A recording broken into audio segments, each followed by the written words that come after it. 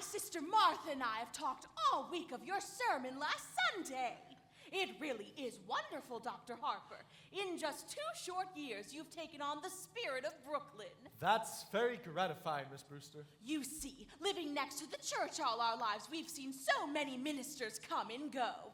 The spirit of Brooklyn, we always say, is friendliness, and your sermons are not so much sermons as friendly talks. Personally, I've always enjoyed my talks with Cardinal Gibbons. Have I met him yet? No, dear, not yet. Are the biscuits good? Boy! Won't you have another biscuit, Dr. Harper? No, thank you, Miss Abby. I'll have no appetite for dinner now. I always eat too many of your biscuits just to taste that lovely jam. But you haven't tried the quince. We always put a little apple in it to take the tartness out. No, thank you. We'll send you over a jar. No, you keep it here so I can be sure of having your biscuits with it.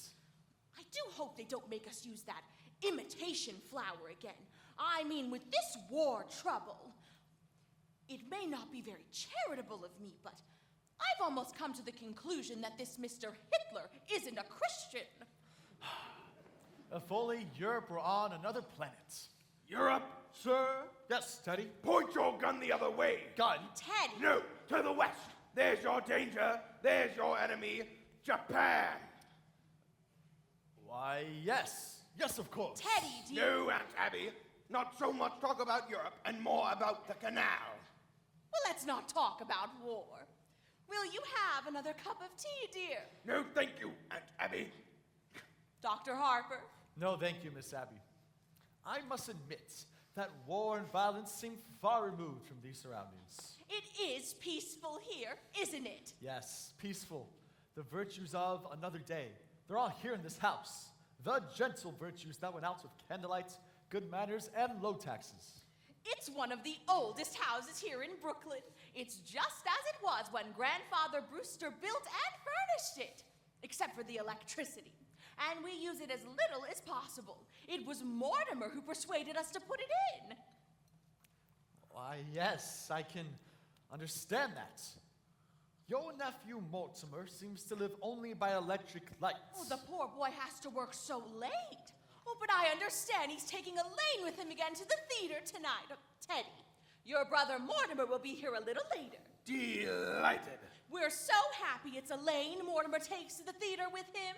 Well, it certainly is a new experience for me to wait up until 3 o'clock in the morning for my daughter to be brought home. Oh, Dr. Harper! I hope that you don't disapprove of Mortimer. Well, we'd feel so guilty if you did. Sister Martha and I mean, since it was here in our home that your daughter met Mortimer. Of course, Miss Abby.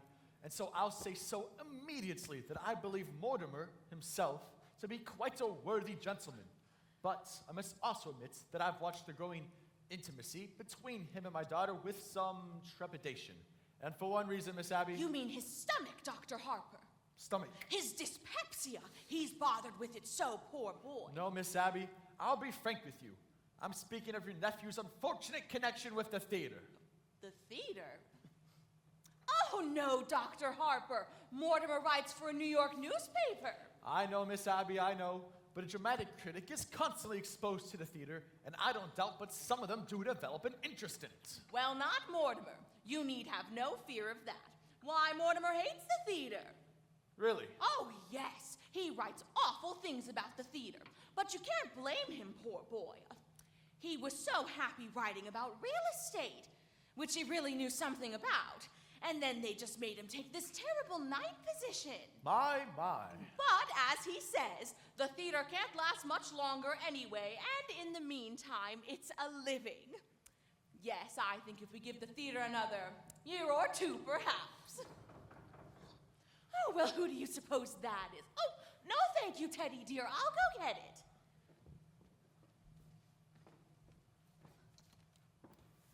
Come in, Mr. Brophy. Hello, Miss Brewster. How are you, Officer Clyde? Very well, Miss Brewster.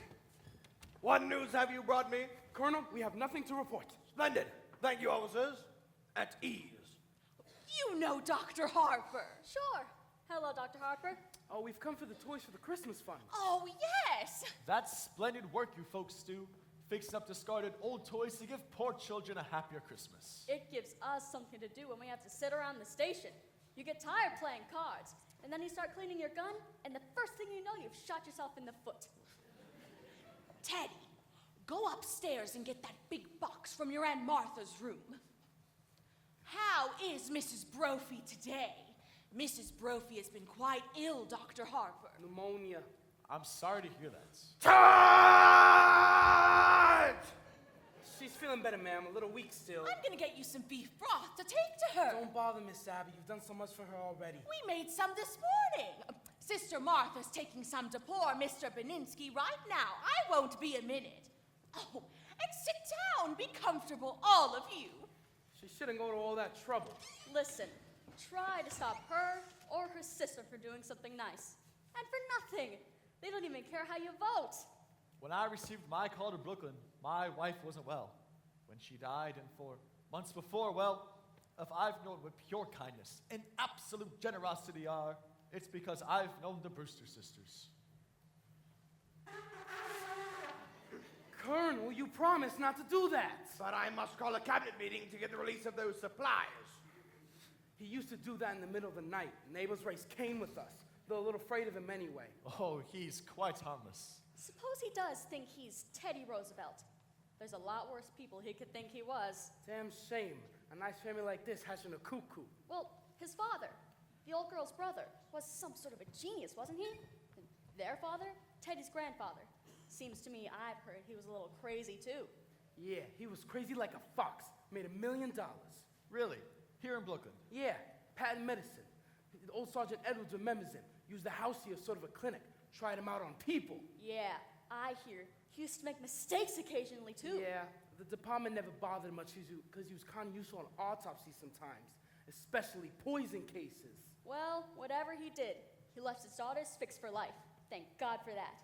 Not that they spend any of it on themselves anyways. Yes, I'm well acquainted with their charities. You don't know a tenth of it. When I was with the Missing Persons Bureau, I was trying to trace an old man that we never did find. Do you know, there's a renting agency that's got this house down on its list for furnished rooms? They don't rent rooms, but you can bet that anyone who comes here looking for a room goes away with a good meal and probably a few dollars in their kick. It's just a way of digging up people to do good to. Well, now, isn't this nice? Hello, Miss Brewster. How do you do, Officer Brophy? Dr. Harper, Officer Clyde. How are you, Miss Brewster? We dropped in to get the Christmas toys. Oh, yes, Teddy's Army and Navy. They wear rats. They're all packed. The colonel's upstairs after them. Seems the cabinet has to okay it. Oh, yes, of course. I do hope Mrs. Brophy's doing better. She's feeling better, ma'am. Your sister's getting me some soup to take to her. Oh, yes, we just made some this morning. I just took some to a poor man who broke ever so many bones. Oh, you're back, Martha. How is Mr. Beninsky? Well, dear, it's pretty serious, I'm afraid. The doctor was there. He's going to amputate to the morgue. Oh, can we be present? No. I asked him, and he says it's against the rules of the hospital. You couldn't be of any service, and you must spare yourself something. Here's the broth, Mr. Brophy. Be sure that it's good and hot. Yes, ma'am. This is fine. It'll make a lot of kids happy. That O'Malley boy is nuts about soldiers. That's General Miles. I've retired him. What's this? The organ? Teddy, dear, put it back. But the organ goes to Australia. Teddy. No, I've given my word to Fighting Bob Evans. What, Ted? What does it matter what kid gets it? Bobby Evans, Izzy Cohen? We'll run along, ma'am. Thank you very much. Oh, not at all. Goodbye. I must be getting home now, or Lane will be over here looking for me. Oh, before you go, Dr. Harper. Charge! Charge the blockhouse! The blockhouse? The stairs are always San Juan Hill. Have you ever tried to persuade him that he wasn't Teddy Roosevelt? Oh, no. Why, he's so happy being Teddy Roosevelt. Once, a long time ago. Don't you remember, Martha? We thought that if he would be George Washington, it might be a change for him. But he stayed under his bed for days and just wouldn't be anybody. And we'd so much rather he be Mr. Roosevelt than nobody. Well, if he's happy, and what's more, you're happy, you'll see that he signs these. What are they? Dr. Harper has made all the arrangements for Teddy to go to Happydale Sanitarium after we pass on. Why should Teddy sign any papers now? It's better to have it all settled. If the Lord should take you away suddenly, perhaps, we couldn't convince Teddy to commit himself, and that would mean an unpleasant legal procedure. Now, Mr. Witherspoon understands that they're to be filed away until the appropriate time comes to use them. Mr. Witherspoon? Who's he? The superintendent of Happydale. Dr. Harper has arranged for him to drop in tomorrow or the next day to meet Teddy.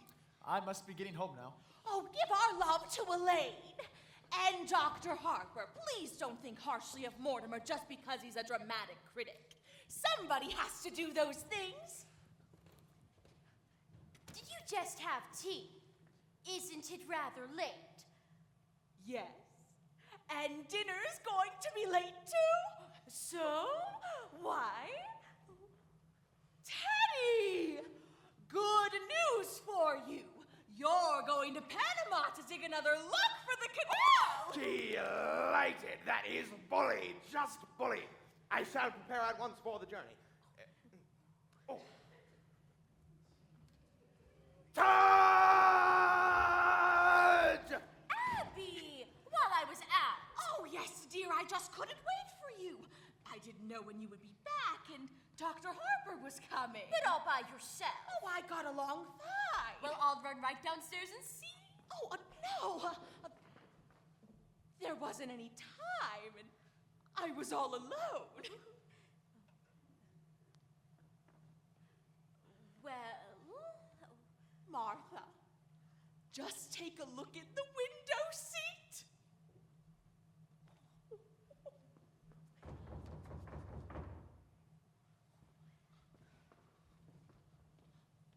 Oh, it's Elaine. Come in, dear. Good afternoon, Miss Abby. Good afternoon, Miss Martha. I thought Father was here. he just this minute left. Didn't you meet him? No, I took the shortcut through the cemetery. Mortimer hasn't come yet? No, dear. Oh, well. He asked me to meet him here. Do you mind if I wait? Not at all. Oh, why don't you sit down, dear? But we really must speak to Mortimer about doing this to you. Doing what? Well, he was brought up to know better. When a gentleman is taking a young lady out, he should call for her at her house. Oh, there's something about calling for a girl at a parsonage that discourages any man who doesn't embroider. Oh, he's done this too often. We're going to speak to him. Oh, please don't. After young men whose idea of nightlife was to take me to prayer meeting, it's wonderful to go to the theater almost every night of my life. It's comforting for us, too. Because if Mortimer has to see some of those plays he has to see, at least he's sitting next to a minister's daughter. My goodness, Elaine, what you must think of us not having tea cleared by this time. Now, don't bother with anything in the kitchen until Mortimer comes. Then I'll help you. Mortimer should be here any minute now. Yes, Father must have been surprised not to find me at home. I'd better run over and say goodnight to him. It's a shame you missed him, dear. If Mortimer comes, you tell him I'll be right back. Oh, hello, Mort. Hello, Elaine. Hello, Aunt Martha. Abby! Mortimer's here. Were you going somewhere? I was just going over to tell Father not to wait up for me tonight. I didn't know that was still being done, even in Brooklyn. Hello, Mortimer. Hello, Aunt Abby.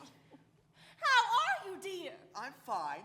And you look well. You haven't changed much since yesterday. Oh, it was yesterday, wasn't it?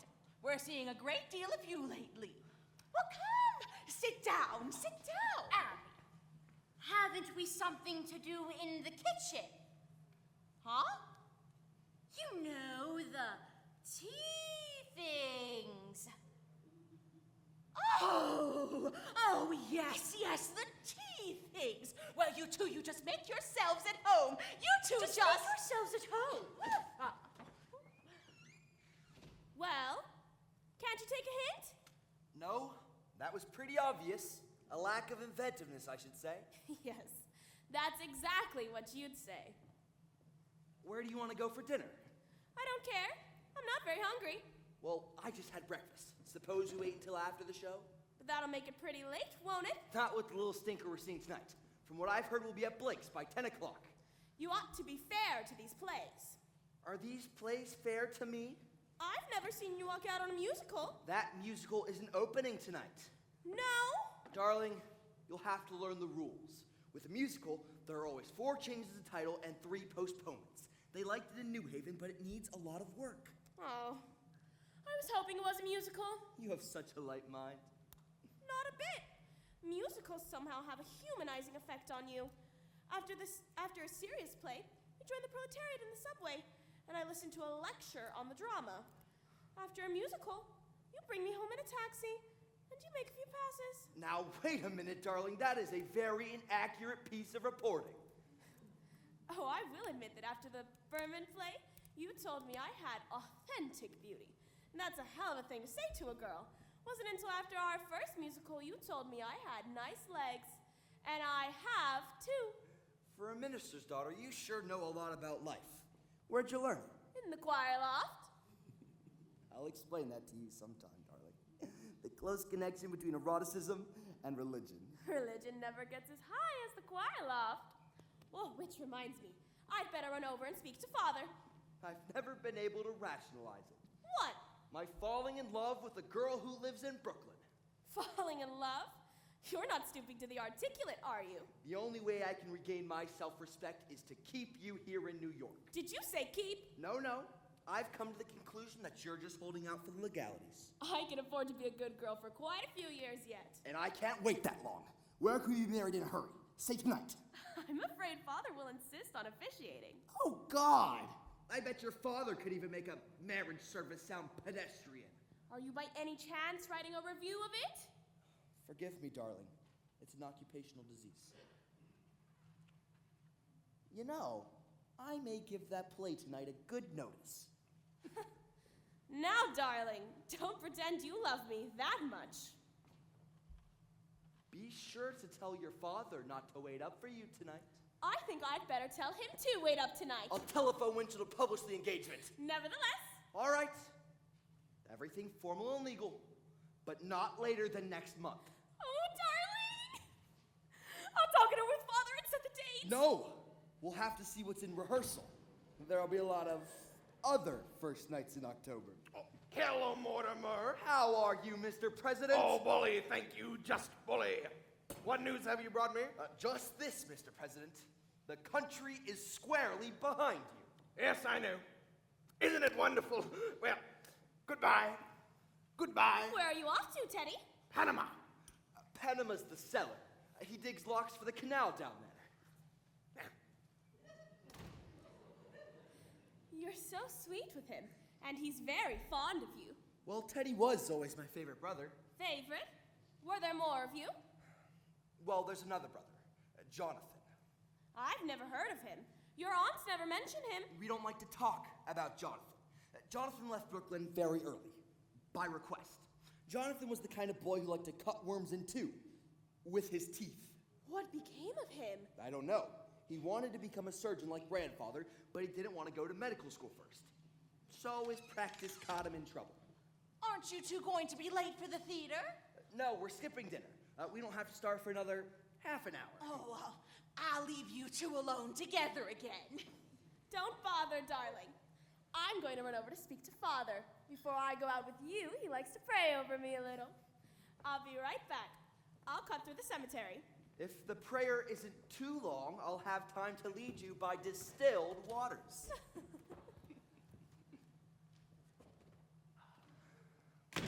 Mortimer, that's the first time I've ever heard you quote the Bible. We knew Elaine would be a good influence for you. By the way, I'm going to marry her. What? Oh, darling! Martha, Martha! Come right in here! I've got the most wonderful news for you. Mortimer and Elaine are going to be married! Married? Oh, Mortimer! We hoped it would happen just like this. Well, Elaine must be the happiest girl in the world. Happy?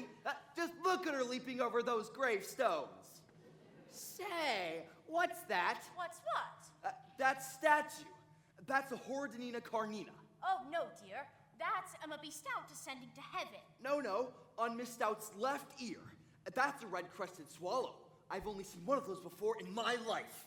I don't know how you possibly could be thinking about a bird now. What with Elaine and the engagement It's and an everything. endangered species. Thoreau was very fond of them. By the way, I left a large envelope containing a chapter of my book on Thoreau around here. Have you seen it? Well, if you left it here, it must be here somewhere. When are you going to be married? What are your plans? There must be something more you can tell us about Elaine. Elaine? Oh, she thought it was brilliant. What was? My chapter on Thoreau. Well, when Elaine gets back, I think we ought to have a little celebration. We must drink to your happiness. Martha, isn't there still some of that Lady Baltimore cake left? Oh, yes. And I'll open a bottle of wine. Oh, and to think it happened in this room. Now, where could I have put that? Well, with your fiancé sitting beside you tonight, I do hope the play is something you can enjoy for once. It may be something romantic. Oh, what's the name of it? Murder Will Out. Oh, dear. When the curtain comes up, the first thing you'll see is a dead body.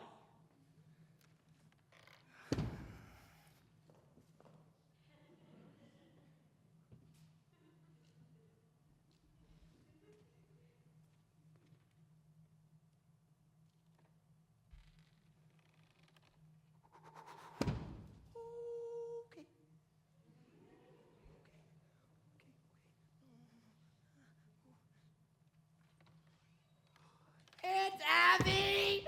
Yes, dear? You know how we're making plans for Teddy to go to that sanitarium, Happy Dale? Oh, yes, dear, it's all arranged. Dr. Harper was here today, and he brought the papers for Teddy to sign. Here they are. He's got to sign them right away. Well, that's what Dr. Harper thinks. Then there won't be any legal difficulties after we pass on. He's got to sign them this minute. He's down in the cellar. Get him up here right away. There's no such hurry as that. No. When Teddy starts working on the canal, you can't get his mind on anything else. Teddy's got to go to Happy Dale now, tonight. Oh, no, dear. That's not until after we're gone. Right away, I tell you, right away. Why, Mortimer, how could you say such a thing? Why, as long as we live, we'll never be separated from Teddy. Now, darlings, I have some frightfully shocking news for you. Now we all have to try and keep our heads. You know how you've always humored Teddy because he thought he was harmless? He is harmless. He was harmless. That's why he has to go to Happy Dale, why he has to be confined. Mortimer, why have you suddenly turned against Teddy, your own brother? Well, you've got to know sometime. It might as well be now. Darlings, Teddy's killed a man.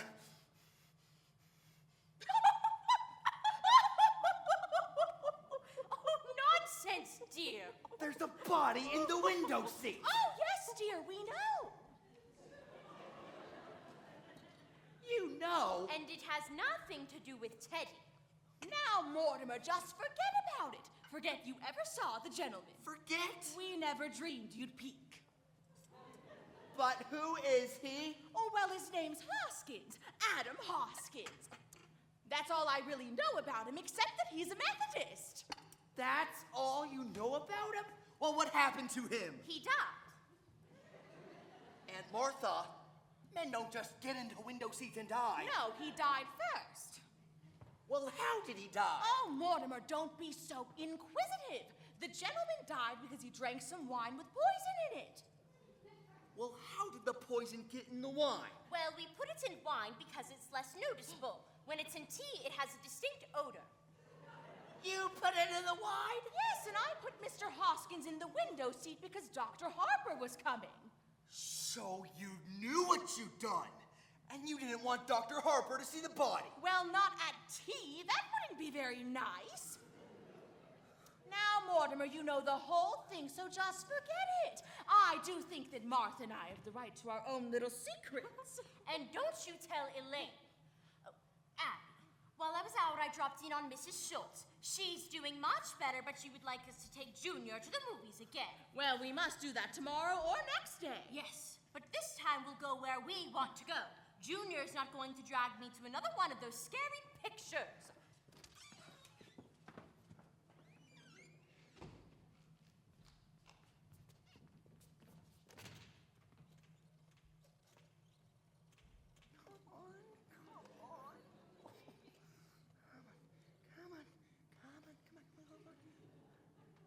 Hello, city desk. Do you know who this is? That's right, Al. Sal, when I left the office. I told you where I was going, remember? Uh-huh. Well, where did I say? That's right. Say, it takes me about Half an hour to get to Brooklyn. What time have you got? That's right! I must be here. Aunt Abby, Aunt Martha, get in here! What are we going to do? What are we going to do? What are we going to do about what? There's a body in there! Yes, Mr. Hoskins. Well, good heavens, I can't turn you over to the police. But what am I going to do? Well, for one thing, dear, stop being so excited. And for pity's sake, stop worrying. We told you to forget the whole thing. Forget? But Aunt Abby, can't I make you realize something needs to be done? Now, Mortimer, you behave yourself. You're too old to be flying off the handle like this. But Mr. Hoskins! Hoskins, dear. Well, whatever his name is, you can't leave him in there. We don't intend to. No, Teddy's down in the cellar digging the lock now. You mean you're gonna bury him in the cellar? Yes, that's what we did with the others. No! You can't bury Mr. Hoskins in the...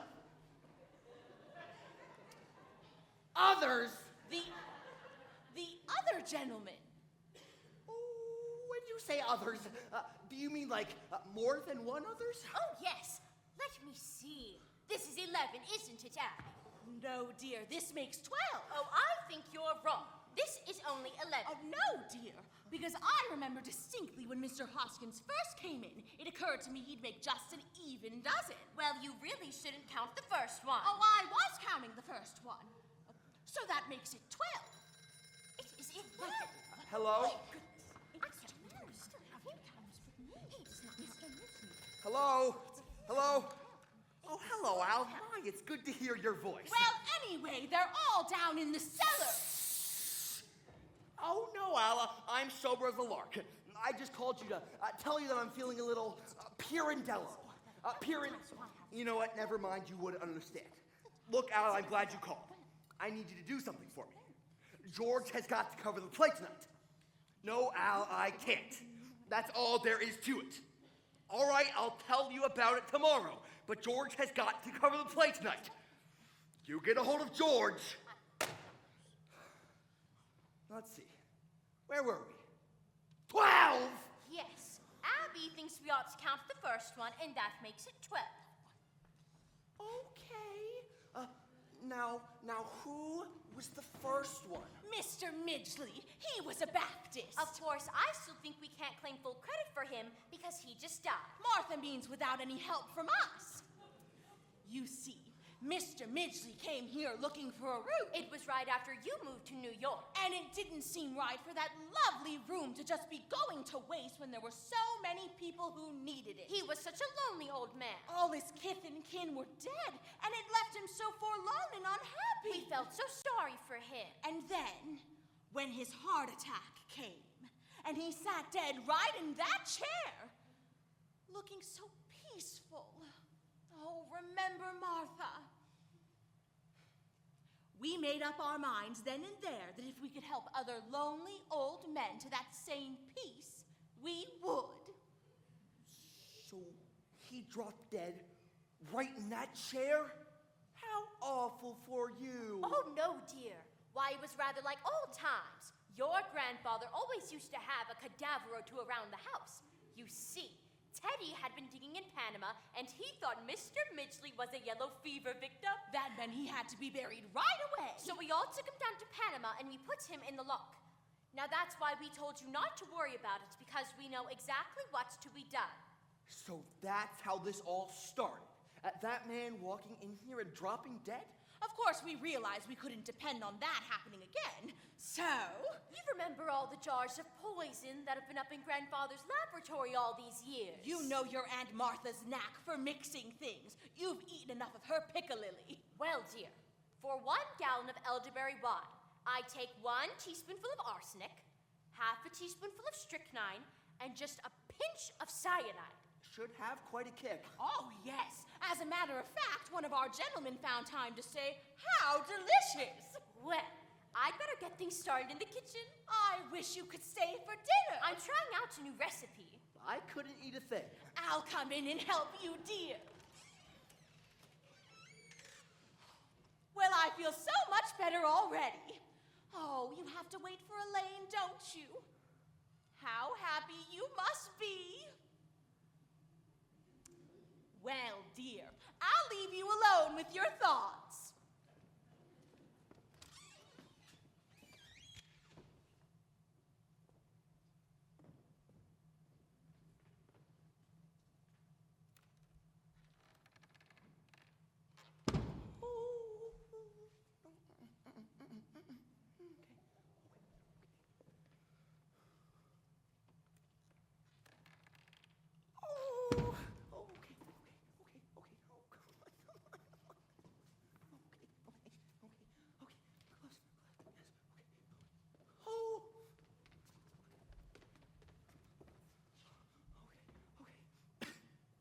Oh, water.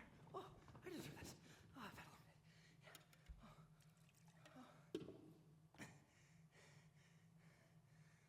Oh.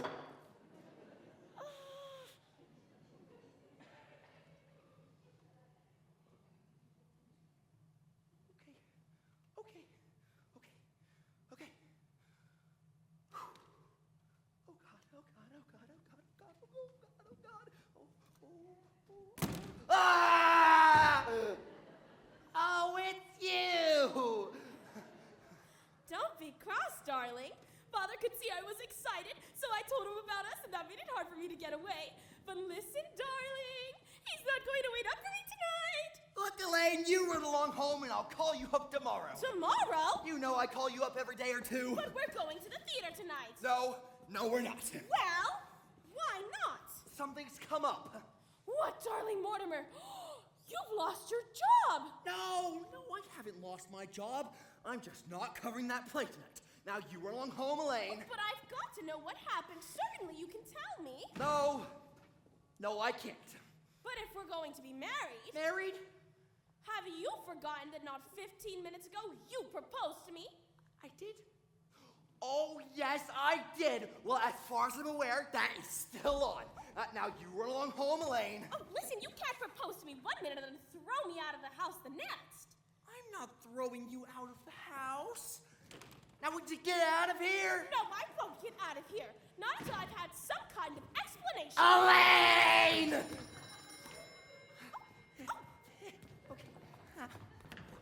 Hello? Al? All right, it's important. But it can wait a minute, can it? Hold on. Look, Elaine, you're a sweet girl, and I love you very much. But I have something on my mind, and I need you to go home and wait until I call you. Oh, don't try to be masterful. When we're married and I have problems to face, I hope you're less tedious and uninspired. And when we're married, if we're married, I hope I find you adequate. Elaine! Al,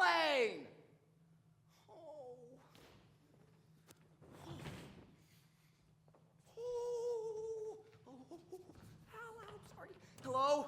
Al? Hello? That's the doorbell, dear, not the telephone. How do you do? Come in. I understand you have a room to rent. Oh, yes, won't you step in? Are you the lady of the house? Yes, I'm Miss Brewster, and this is my sister, another Miss Brewster. My name is Gibbs. Oh, won't you sit down? I'm sorry, we were just setting the table for dinner. Hello? Let me talk to Al again. Al, city desk. What? Oh, I'm sorry, wrong number. May I see the room? Why don't you sit down a minute and let's get acquainted? That won't do much good if I don't like the room. Is Brooklyn your home? Haven't got a home. Live in a hotel. Don't like it. Hello? City desk? Are your family Brooklyn people? I haven't got any family. All alone in the world. Yup. Well, Martha, well, you have come to just the right house. Do sit down. Hello? Al? Mort, we got cut off. Look, Al, I can't cover the play tonight. That's all there is to it. I can't. What church do you go to? There's an Episcopal church practically next door. I'm Presbyterian. Used to be. What's George doing in Bermuda? Well, certainly I told him he could go to Bermuda. Well, it's my department, isn't it? You've got to find somebody.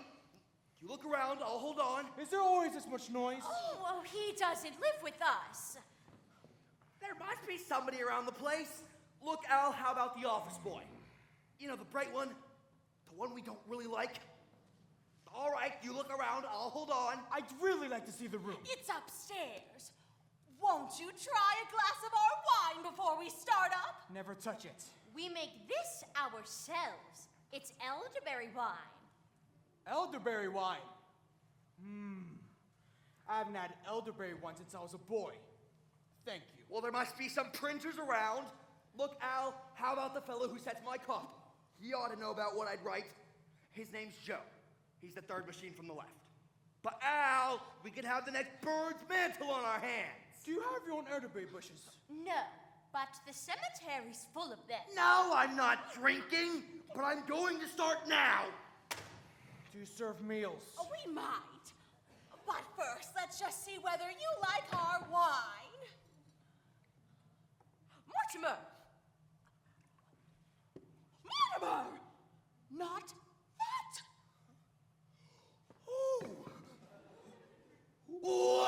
Wow! Get out of here! Do you want to be killed? Do you want to be poisoned? Get up! Take your ass! Get out! Please, sir, Get that's back. Get out! Mortimer!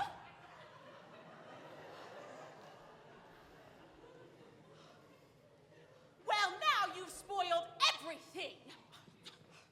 You can't do things like that.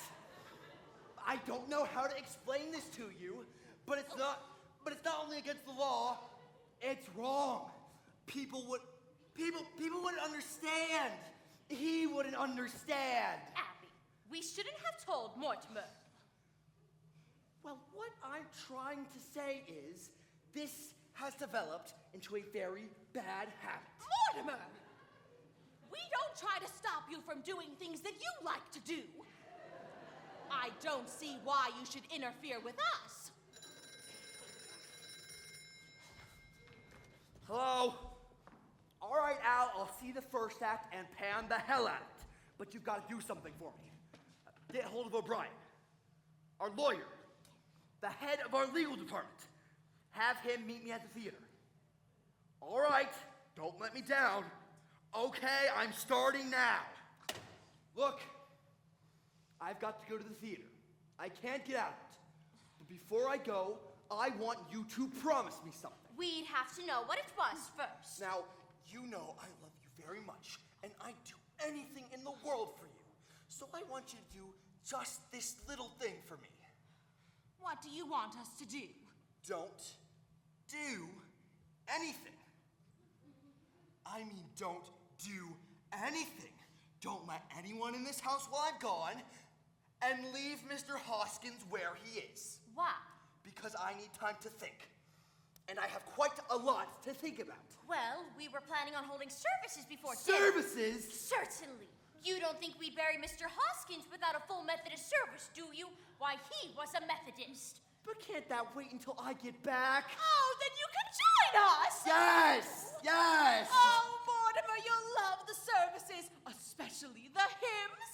Remember how beautifully Mortimer used to sing in the choir before his voice changed? Anyway, you'll do this for me, won't you? It's a promise. Well, Oh, Martha, we can do that now that Mortimer's cooperating with us. Well, all right, Mortimer. Have you got any paper? There's a man I have got to see. Oh, here's some stationery. Will this do? That'll do. I can save time if I write my review on the way to the theater.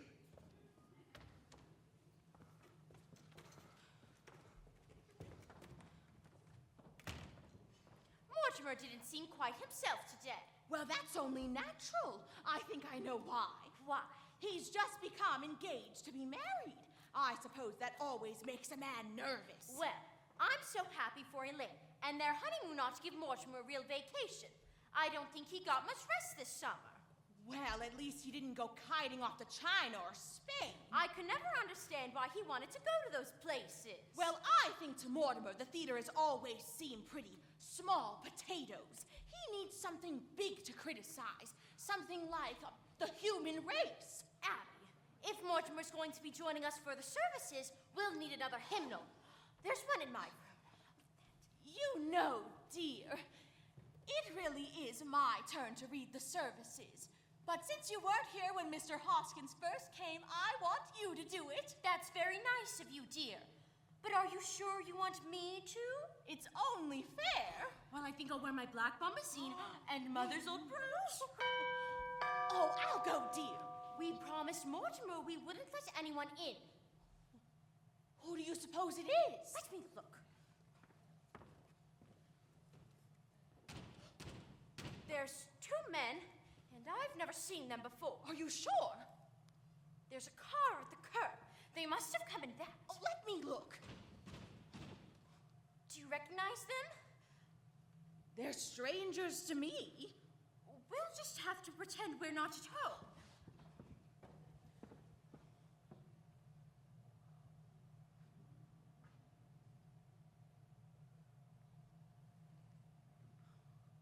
Come in, Doctor. This is the home of my youth. As a boy, I couldn't wait to escape from it. Now I'm glad to escape back into it. Oh, yeah, Johnny. It's a fine hideout. The family must still live here. There's something so unmistakably Brewster about the Brewsters. I hope there's a fatted calf awaiting the return of the prodigal. Yeah, I'm hungry. Look, Johnny! Drinks! As though we were expected. A good omen. Who are you? What are you doing here?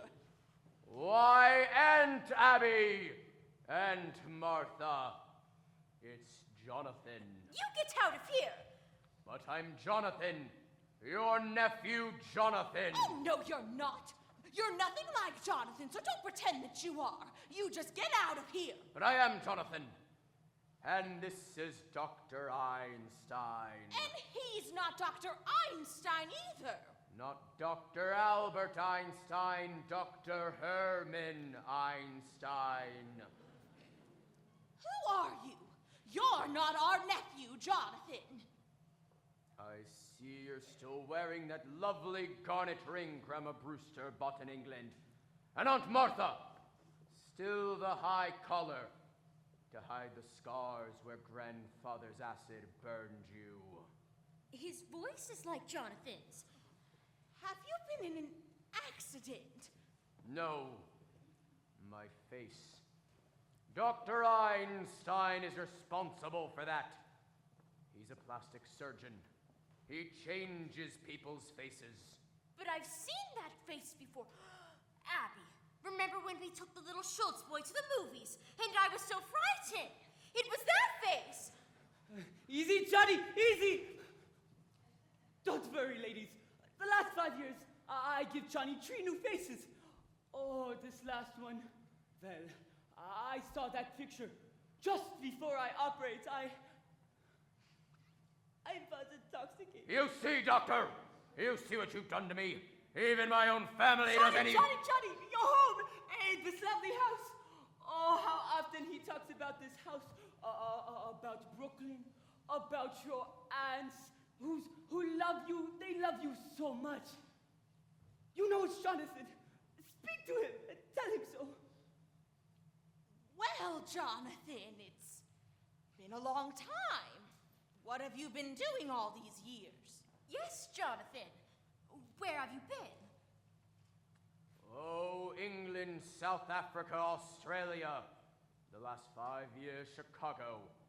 Dr. Einstein and I were in business there together. Oh, we were in Chicago for the World's Fair. Yes. We found Chicago awfully warm. Yeah, it's got hot for us too. Well, it's wonderful to be in Brooklyn again, aunties. And you, Abby, Martha, you don't look a day older. Just as I remembered you. Sweet, charming, hospitable, and dear Teddy, did he ever get into politics? My little brother, Doctor, was determined to become the president. Oh, Teddy's fine, just fine. And Mortimer's well, too. I know about Mortimer. I've seen his picture at the head of his column. He's evidently fulfilled all the promise of his early nasty nature. We're very fond of Mortimer. Well, Jonathan, it was very nice to have seen you again. Bless you, Aunt Martha. It's good to be home again. Well, Martha, we mustn't let what's on the stove boil over. Yes, if you'll excuse us for a minute, Jonathan. Unless you're in a hurry to go somewhere. No.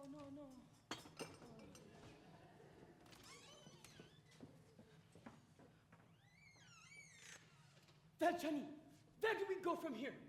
Oh, we got to think fast. The police! Oh, the police have got a picture of that face. We got to operate right away. We got to find a place for that. And we got to find a place for that Spinozo, too. Don't waste any worry on that rat. Johnny, we got a hot stiff on our hands. Forget Mr. Spinalzo. But you can't leave a dead body in the bamboo seat. Oh, you shouldn't have killed him. He was a nice fellow. He gives us a lift. And what happens? He said I looked like Boris Karloff.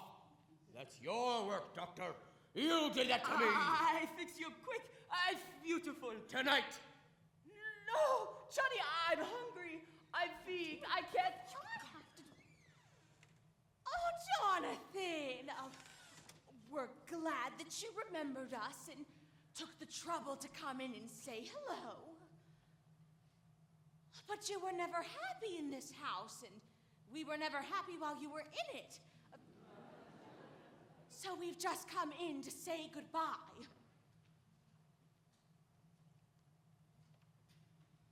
And, Abby, I can't say that your feelings towards me comes as a surprise. I've spent a great many hours regretting the many heartaches I must have given you as a boy. You were quite a trial to us, Jonathan. But my great disappointment is for Dr. Einstein. I promised him that no matter how rushed we were in our passing through Brooklyn, that we'd take time to stop by for one of Aunt Martha's home-cooked dinners. Oh, I'm sorry. I'm afraid there wouldn't be enough. Abby, it's a pretty good-sized pot roast. Pot roast! I think the least we can do is... Thank you, Aunt Martha. We'll stay for dinner. Well, we'll hurry it along. Yes. Oh, Jonathan, if you want to freshen up, why don't you use the washroom in Grandfather's old laboratory? Is that still there? Oh, yes, just as he left it. Well, I'll help Martha get things started in the kitchen, since we're all in a hurry. Well, we get a meal anyway. Grandfather's laboratory. And just the way it was. A perfect operating room, Doctor. Too bad we can't use it. After you're done with me, why, we could make a fortune here. The laboratory, the large one in the attic, 10 beds, and Brooklyn is crying for your talents. Johnny, why work yourself up? Besides, I think you're too late for Brooklyn. You don't know this town, Doctor. Practically everybody in Brooklyn needs a new face. Oh, but so many of the old faces, they locked up. A very small percentage. And the boys in Brooklyn are famous for paying generously to stay out of jail. Johnny, what about your odds? They don't find us here. We're here for dinner, aren't we? Yeah. Hey, what about us? Leave it to me, Doctor. I'll handle it. Why, this house will be our headquarters for years. Oh, that would be beautiful. This nice, peaceful house. Oh, those sweet aunts of yours. I love them, Mom Betty. I go get the bag. Da. Doctor, we must wait till we're invited. But you just said... We'll be invited. What if they say no? Doctor, Two helpless old women. You know, Johnny, it's like comes true a beautiful dream. Oh, I only hope you're not dreaming. Johnny, this house is so peaceful. That's what makes this house so perfect for us, Doctor. It's so peaceful.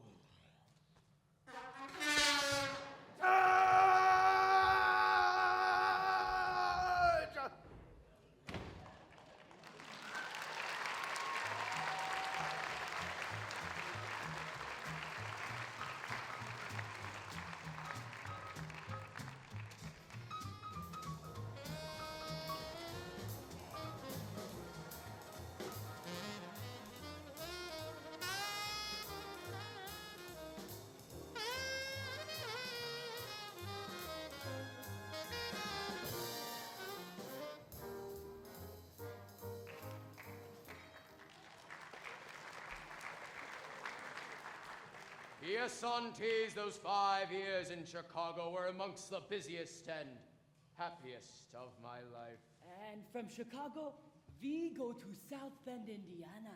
They wouldn't be interested in our experiences in Indiana. Oh, well, Jonathan, you've led a very interesting life, I'm sure. But we really shouldn't have allowed you to talk My so meeting late. of Dr. Einstein, I might say, changed the entire course of my life. You know that I had been in South Africa, the diamond business, then Amsterdam, the diamond market. I wanted to go back to South Africa, and Dr. Einstein made it possible. A good shot, Johnny. Oh, when we take off the bandages, he looks so different.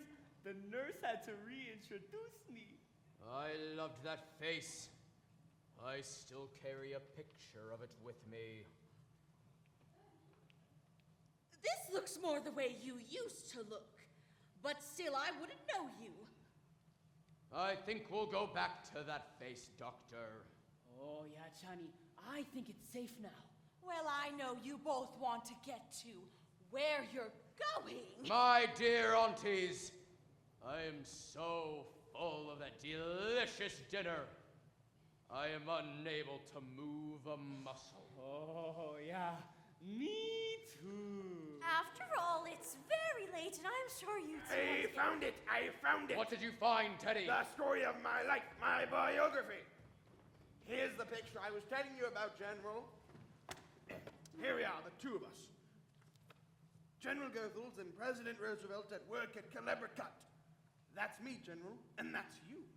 My, how my face has changed. Well, you see, that picture hasn't been taken yet. We haven't even started work at Clermont.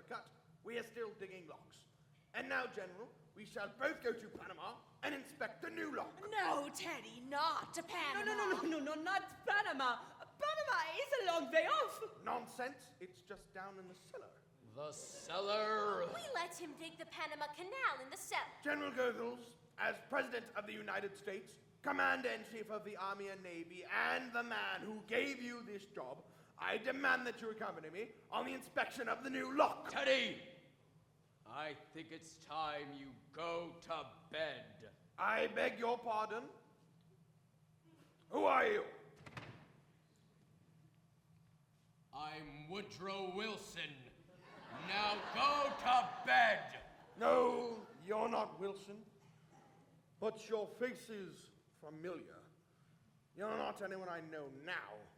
Perhaps later, on my hunting trip to Africa, yes, you look like someone I might meet in the jungle. It's your brother Jonathan, dear. He's had his face changed. So that's it? A nature faker! And perhaps you had better go to bed, Teddy.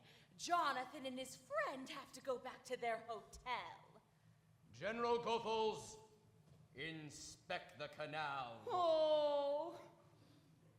All right, Mr. President.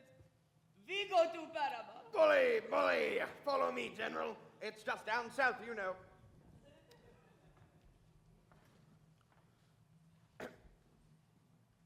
Well, bon voyage. I think you'll find it quite etiquette. Abby, I must correct your misapprehension. You spoke of a hotel. We have no hotel. We came directly here There's from... a very nice little hotel just 3 On Martha! This is my home. Oh, but Jonathan, you can't stay here. We need our rooms. You need them? Yes, for our lodgers. Are there any lodgers in this house? Well, not just now, but we plan to have some. Then my old room is still free. Oh, but Jonathan, there's no place for Dr. Einstein. You'll share the room with me. No, Jonathan. I'm afraid you can't stay here. And Abby, you recalled this afternoon that as a boy I could be very disagreeable. It wouldn't be pleasant for any of us if Perhaps we'd better let them stay here tonight. Well, just overnight, Jonathan. Then it's settled. Please get my room ready immediately. It only needs airing out. We keep it ready to show our lodgers. I think that you and Dr. Einstein will find it comfortable. You have a most distinguished guest in Dr. Einstein. I'm afraid you don't appreciate his skill. Oh, but you will. In a few weeks, you'll see me looking like a very different Jonathan. He can't operate on you here. When Dr. Einstein and I get organized, once we resume practice, Oh, yes. I forgot to tell you. We're turning Grandfather's laboratory into an operating room. We expect to be quite busy. Jonathan, we will not let you turn this house into a hospital. A hospital? Oh, heavens, no! It will be a beauty parlor. Johnny! Johnny! Dr. Down in the basement! Einstein, my aunts have invited us to live with them. Ah, you fixed it. Well, you're sleeping here tonight. Get our room ready immediately. Well, for tonight.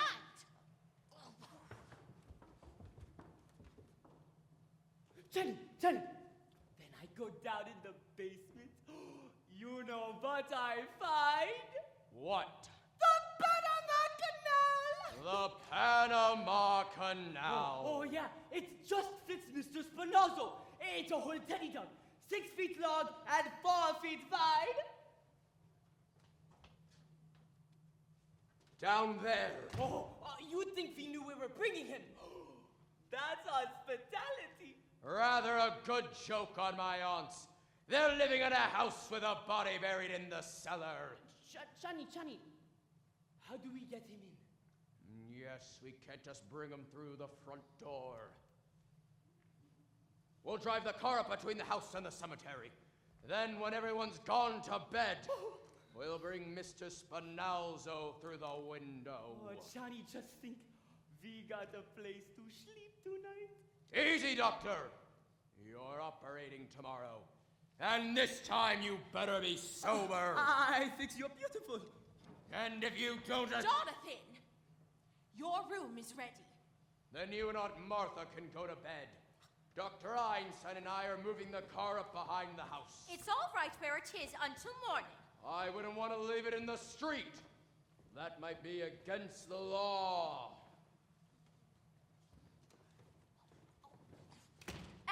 What are we going to do? Well, we're not going to let them stay more than one night in this house. For one thing, what would the neighbors think? People coming in here with one face and going out with another? What are we going to do about Mr. Hoskins? Oh, Mr. Hoskins, that's right. It can't be very comfortable for him in there. And he's been so patient, the poor dear. Well, I think Teddy had better get Mr. Hoskins downstairs right away. I will not invite Jonathan to the funeral services. Oh, no. We'll wait until they've gone to bed and then go down and hold the services. General Goethals was very pleased. He says that the canal is just the right size. Teddy, there's been another yellow fever victim. Dear me. This will be a shock to the General. Then we mustn't tell him about it. But it's his department. No, Teddy, we mustn't tell him about it. It would just spoil his visit.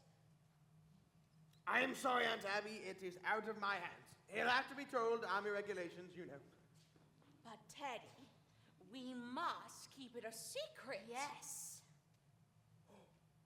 A state secret? Yes, a state secret. Promise. You have the word of the President of the United States. Cross my heart and hope to die. Now, how are we going to keep it a secret?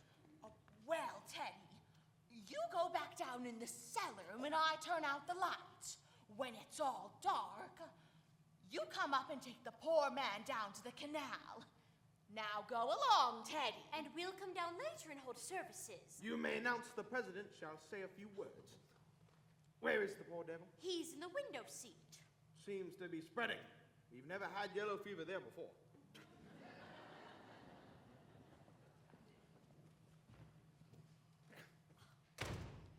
Martha, when Jonathan and Dr. Einstein come back, let's see if we can get them to go to bed right away. Yes, then by the time they're asleep, we'll be dressed for the funeral. Abby, I've never even seen Mr. Hoskins. Oh my goodness! That's right! You were out! Well, you just come right over here and you see him now! He really is very good looking, considering he's a Methodist. We're bringing the luggage through here. Oh, Jonathan! Your room is waiting for you. You can go right up. I'm afraid we don't keep Brooklyn hours, but you and Aunt Martha can run along to bed. Oh, now you must be very tired, both of you. And we don't go to bed this early. Well, you should. It's time that we come home to take care of you. We weren't planning. Aunt Martha! Did you hear me say go to bed? The instruments can go up to the laboratory in the morning, Doctor. Okay, Johnny.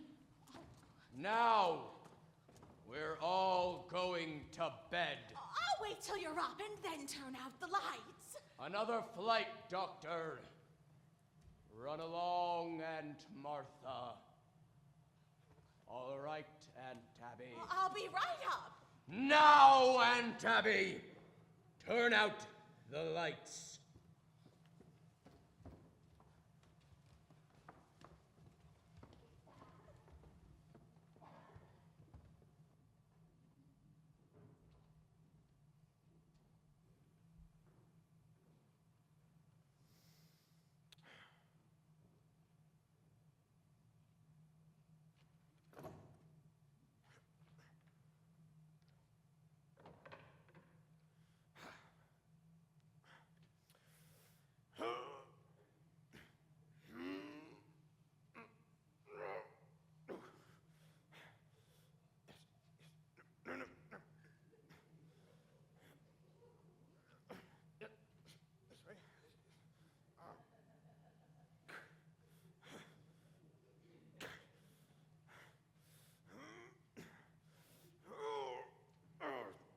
Big one.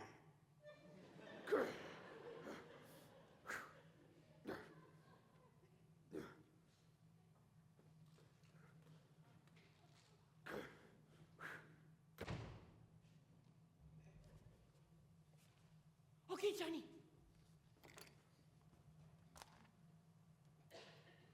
All right, Doctor. You go around outside the house. I'll get the window. No. He's too heavy for me.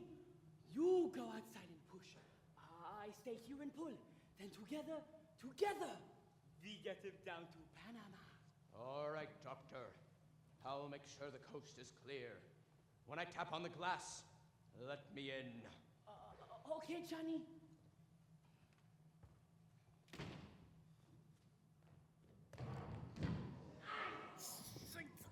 Oh. Window. Oh, God. Who left this open? That gaff. Is that you? Okay, Johnny. Bring him on through. Alley-oop. Hey, wait a minute. You lost the legs up there. Okay. I got him. Oh, sorry, Johnny. I slipped. Be more careful.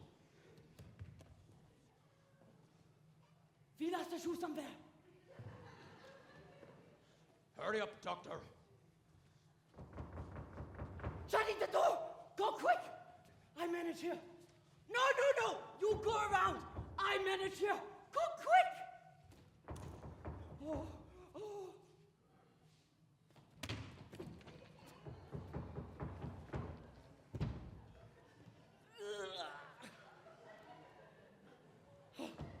Shites. Oh, nuts. Oh.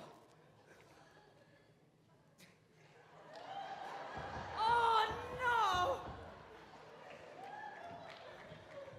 There you go. Woo! Upstairs.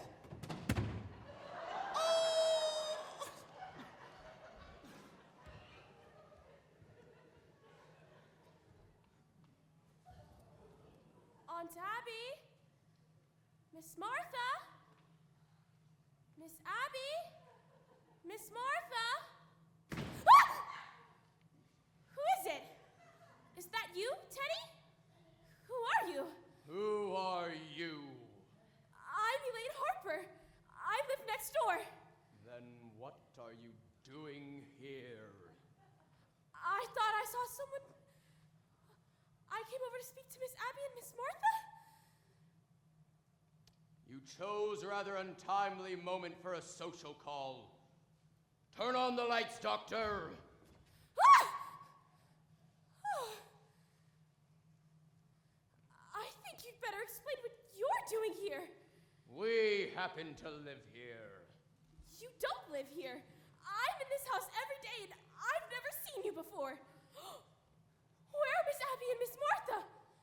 What have you done to them? Then perhaps we better introduce ourselves. This is Dr. Einstein. Dr. Einstein? A surgeon of great distinction. And something of a magician. And I suppose you're going to tell me that you're Boris I'm Jonathan Brewster. Oh! You're Jonathan! I see you've heard of me. Yes, just this afternoon for the first time. What did they say about me? Just that there was another brother named Jonathan. That's all that was said. Well, that explains everything. Now that I know who you are, I'll be running along home. That explains everything.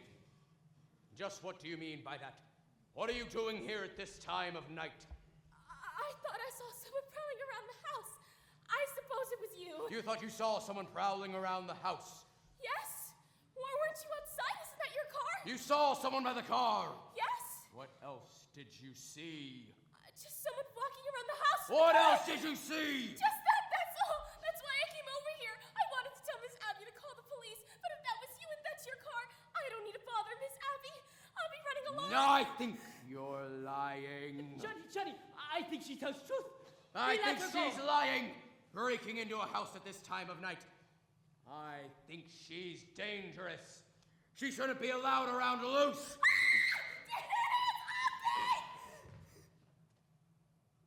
It's going to be a private funeral. Oh, no, Teddy, tell these men who I am! Why, that's my daughter, Alice. Doctor, the handkerchief! The cellar! What's the matter? What's happening down there? What is the matter? What are you doing? We caught a burglar. A sneak thief. Go back to bed. We'll call the police. We've called the police. Go back to bed. Do you hear me? Oh, Mortimer! Where have you been? To the Nora Bay Theater, and I should have known better. My God, I'm still there! Oh, this is your brother, Jonathan, dear. And this is Dr. Einstein. I know this isn't a nightmare, but what is it? I've come back home, Mortimer. Who'd you say that was? It's your brother, Jonathan. He's had his face changed. Dr. Einstein was the one who performed the operation. Jonathan? Jonathan! You always were a monster, but did you have to look like one too? Easy, Johnny, easy. Mortimer, do you remember the things I used to do to you when we were boys? the time you were tied to the bedpost, the needles underneath your fingernails. By God, it is Jonathan! Yes, I remember. I remember you as the most detestable, vicious, venomous form of animal life I ever knew. Now don't you two boys start quarreling again the minute you've seen each other. There won't be a fight, Aunt Abby. Jonathan, you're not wanted here. Get out! Dr. Einstein and I have been invited to stay. Not in this house. Well, you're staying here tonight. I don't want him anywhere near me. But we did invite them for tonight, and it wouldn't be very nice to go back on our word. Where are they staying? We put them in Jonathan's old room. That's my room. I'm sleeping there. I'm here to stay. Oh, Mortimer, I'm so glad. It's okay, Johnny. We sleep down here. You bet your life you sleep down here. You take the sofa. I take the window seat. The window seat? Oh, well, let's not worry about it. The window seat's good enough for me for tonight. Oh, I'll sleep on the window seat. Spinalzo! Well, now, Mortimer, it really isn't necessary to inconvenience you like this. We'll sleep downstairs. Jonathan, your sudden consideration for me is very unconvincing. It's okay, Johnny. I go up and get the bags now. Don't bother, Doctor. You know, Doctor, I've completely lost track of Mr. Spinalzo. Who's this Mr. Spinalzo? Oh, it's just a friend Johnny he's been looking for. Well, don't bring anyone else in here. Don't worry, Johnny. I tell you all about it while we pack. Oh, Mortimer, you don't have to sleep down here. I can go in with Martha, and you can take my room. Don't worry, Aunt Tabby. We'll be packed in a few minutes. Then Mortimer can have his room back. It's no use. I told you I'm sleeping down here. Mortimer! What's the matter with you, dear? I've almost been killed! You've almost been... Abby? Martha? No! It was Jonathan. He mistook her for a sneak thief. No, it was more than that. He's some kind of maniac. Oh, Mortimer, I'm afraid. Why, darling, you're trembling. Have you got any smelling salts? No, but do you think some tea or coffee? Coffee. Make some for me, too. And some sandwiches. I haven't had any dinner. We'll make something for the both of you. Martha, we can leave our hats downstairs here now. Were you going somewhere? Do you know what time it is? It's after 12. 12? Oh, look, Elaine, you have got to go home. What? Why, you wanted some sandwiches for both of you. It won't take a minute. Why don't you remember? We wanted to celebrate your engagement. That's what we'll do. We'll make a nice supper for the both of you, and we'll open a bottle of wine. All right. Hey, no why? Mortimer, what's going on in this house? What do you mean what's going on in this house? You were supposed to take me to dinner and the theater tonight. You called it off. You asked me to marry you. I said I would, and 5 minutes later you threw me out the house. Tonight, just after your brother tries to strangle me, you want to chase me home? Now listen, Mr. Brewster. Before I go home, I want to know where I stand. Do you love me? Elaine, I love you very much. In fact, I love you so much that I can't marry you. Have you suddenly gone crazy? No, but it's only a matter of time. You see, insanity runs in my family. It practically gallops. That's why I can't marry you, dear. Now, wait a minute. You're gonna have to do better than that. No, dear. If you knew my family, it's what you'd expect if Strindberg had written Hellzapoppin'. Now, just because Teddy is a No, little... it goes way back to the first Brewster, the one who came over on the Mayflower.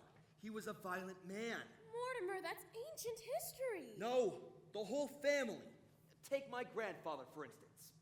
He tried his patent medicines out on dead people to be sure he wouldn't kill them. He wasn't so crazy. He made $1 million. And then there's Jonathan. You said he tried to kill you. But he's your brother, not you. I'm in love with you. And then there's Teddy. You know Teddy. Teddy thinks he's Roosevelt. No, dear, no Brewster should marry. I realize now that if I'd met my father in time, I would have stopped him. Now, darling, all this doesn't prove you're crazy. Look at your aunts. They're Brewsters, aren't they? And the sanest, sweetest people I've ever known. Well, even they have their peculiarities. Yes, but what lovely peculiarities. Kindness, generosity, human sympathy. There's another one! Oh, Mortimer, there are plenty of others. You can't tell me anything about your aunts. And I'm not going to. Look, Elaine, you have got to go home. Something's come up. Up? From where? We're here alone together. I know I'm acting irrationally, but just put it down to the fact that I'm a mad Brewster. If you think you're getting out of this by pretending you're insane, you're crazy. Maybe you're not going to marry me, but I'm going to marry you. I love you, you dope. Well, if you love me, would you get the hell out of here? Mortimer, at least take me home, won't you? I'm afraid. Afraid of a little walk through the cemetery? Mortimer, kiss me goodnight. Of course, dear. Good night, dear. Oh, you critic! Aunt Abby, Aunt Martha, get in here. We'll be in a minute, dear. Get in here now. Yes, dear, what is it? Oh, where's Elaine? I thought I told you not to let anyone in this house while I was gone. Well, Jonathan just I'm not walked talking in, about Jonathan. And Dr. Einstein was with I'm him. not talking about Dr. Einstein either. Who's that in the window seat? We told you, Mr. Hoskins. It is not Mr. Hoskins. Well, who could that be? Now, Aunt Abby, that's another one of your gentlemen. Why, Mortimer, how could you say such a thing? That man is an imposter, and if he's come here to be buried in our cellar, then he's mistaken. But Aunt Abby, you admitted to me that you put Mr. Hoskins in the window seat. Well, yes, I did. Well, this man couldn't have just got the idea from Mr. Hoskins. By the way, where is Mr. Hoskins? He must have gone to Panama. You mean you buried him? No, not yet. He's just down there waiting for the services, poor dear. We haven't had a minute, what with Jonathan in the house. Oh, dear, we always wanted to hold a double funeral. But I will not read services over a total stranger. A stranger, but Aunt Abby, how can I believe you? There are 12 men in your cellar, and you admit that you poisoned them. Oh, yes, I did. But you don't think I'd stoop to telling a fib? Martha! Oh, Mortimer, I'd like to have a word with you. A word's about all you'll have time for, Jonathan, because I've come to the conclusion that you and your doctor friend need to get out of this house just as quickly as possible. I'm glad you've realized that you and I can't live under the same roof. But you've arrived at the wrong conclusion. Pack your bags and get out. Jonathan, you're beginning to bore me. You've played your one-night stand in Brooklyn. Move on. My dear Mortimer, just because you've graduated from the back fence to the typewriter, don't think you've grown up. I'm staying, and you're leaving. And I mean now. If you think you can frighten me, if you think there's anything I fear... Mortimer, I've lived a strange life, but it's taught me one thing. To be afraid of nothing. Martha, just look and see what's in that window seat. Now, Aunt Abby!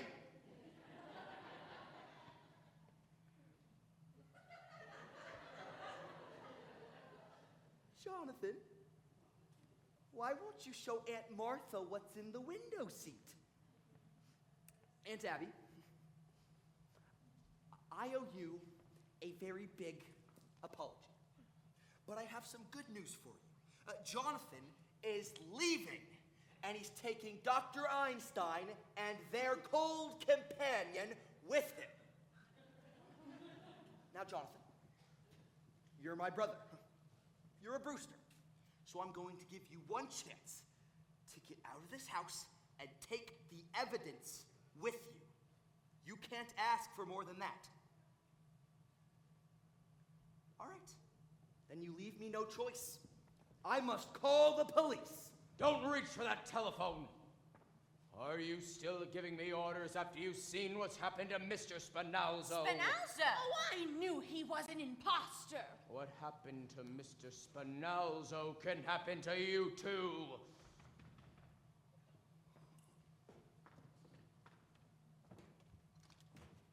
Hello, Miss Abby. Abby? Oh, Officer O'Hara! Is there something we can do for you? Well, I saw your lights on. I thought there might be sickness in the house.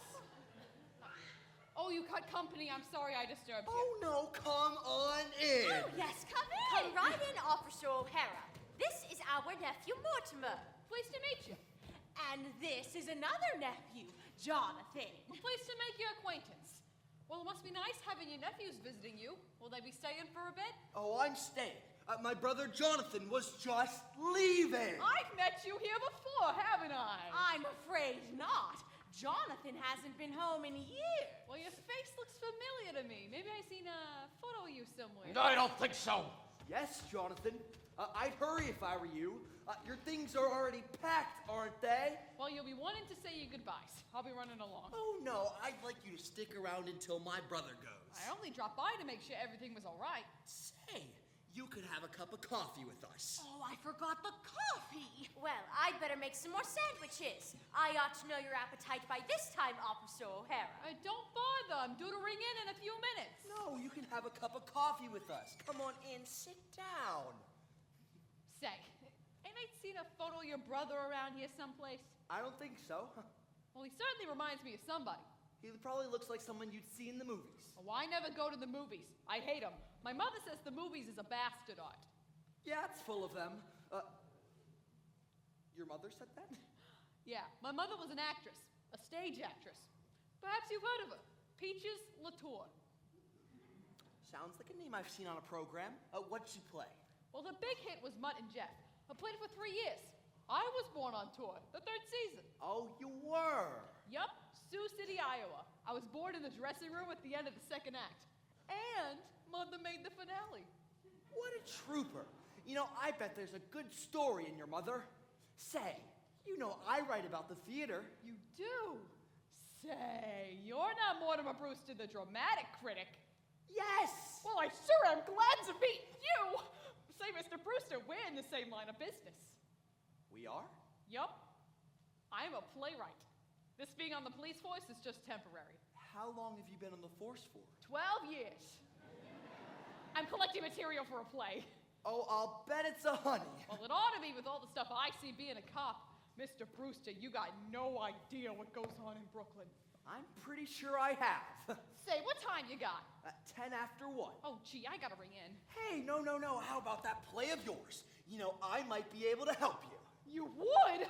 Well, it was my fate walking in here tonight. Look, I'll tell you the plot. Oh, leaving already, eh? Well, you better hurry. You haven't got much time, you know. Say, O'Hara, it was great meeting you. So, head on out now? I'm not leaving now, Mr. Brewster. Why not? Well, you just offered to help me write my play, didn't you?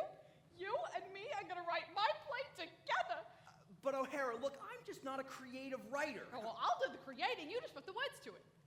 But O'Hara, I'm not leaving this house until I tell you the plot. In that case, Mortimer will be running Oh, along. no, you can't do that. You can't leave without all of your things. Well, everything is just about... Oh, you leaving now, Jonathan? Goodbye. Goodbye, Dr. Einstein. Oh, doesn't this case belong to you? Yes, Jonathan. You can't leave without all of your things. Look, O'Hara, it was great talking to you. We can talk again sometime. Yeah, I can wait. I've been waiting 12 years. I'm sorry I was so long. Don't bring that in here. Say, O'Hara, won't you join us for a bite in the kitchen? The kitchen. Jonathan's leaving. Oh, well, that's nice. Come along, Officer O'Hara. Sure you don't mind eating in the kitchen, Officer O'Hara? And where else would you eat? Goodbye, Jonathan. Nice to have seen you again. Jonathan, I'm glad you came back to Brooklyn because it finally gives me the chance to throw you out. And the first one out is your boyfriend, Mr. Spenalzo. Hey, Mr. Brewster, we can talk in here. I'm coming right out.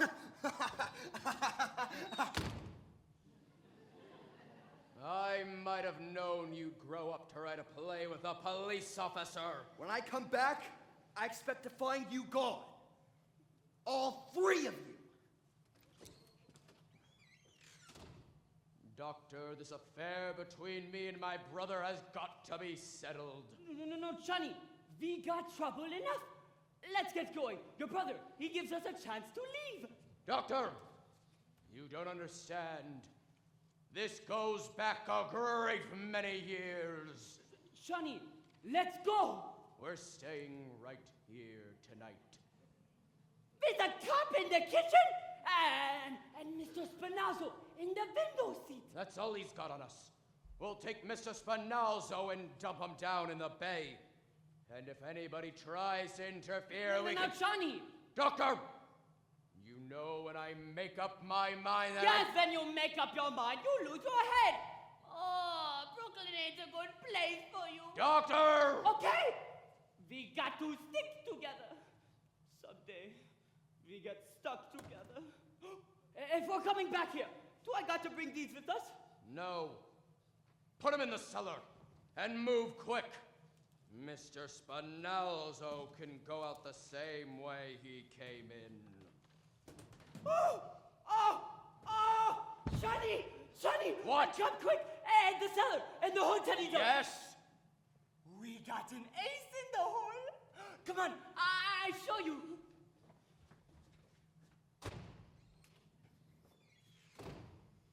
Jonathan! Yes, Mortimer? Where have you two been? I thought We're not going. Oh. You're not, are you? You don't think I'm serious about this, huh? Do you want O'Hara to know what's in the window seat? We're staying right here tonight. All right. This gets me rid of you and Officer O'Hara at the same time.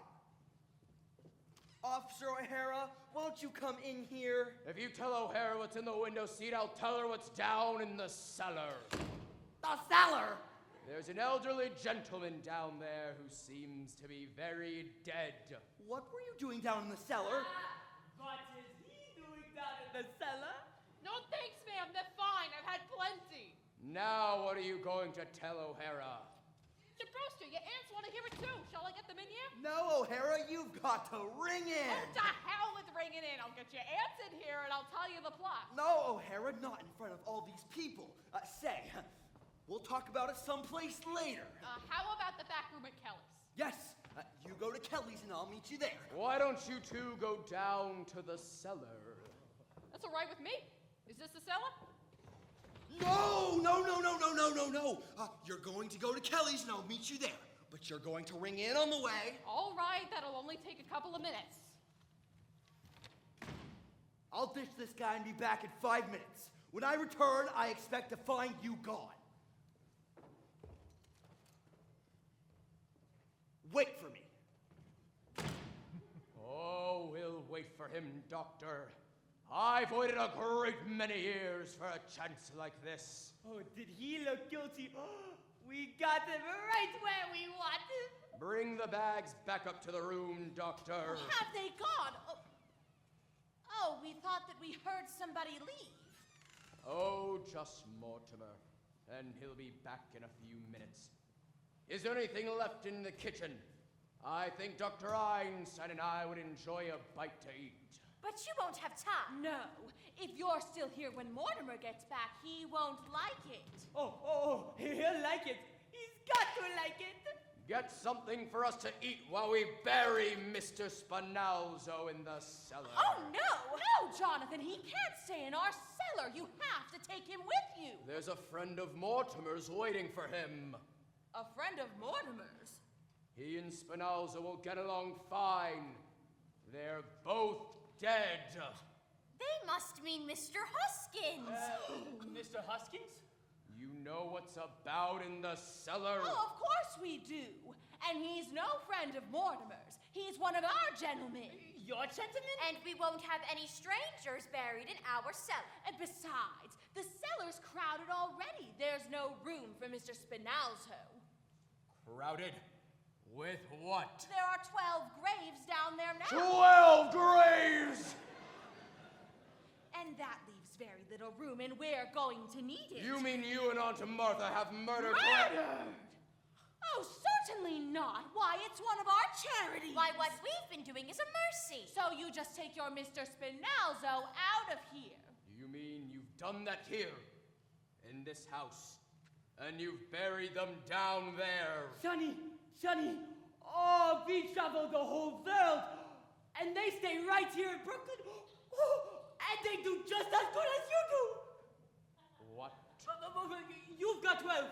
Oh, and the ladies, they've got 12. I've got 13. No. You've got 12. 13! There's Mr. Spinalzo, then the first one in London, 2 in Johannesburg, the one in Sydney, the one in Melbourne, 2 in San Francisco, the one in Phoenix, Arizona. Phoenix? The filling station. The 3 in Chicago and the 1 in South Bend. That makes 13. No. You can't count the one in South Bend.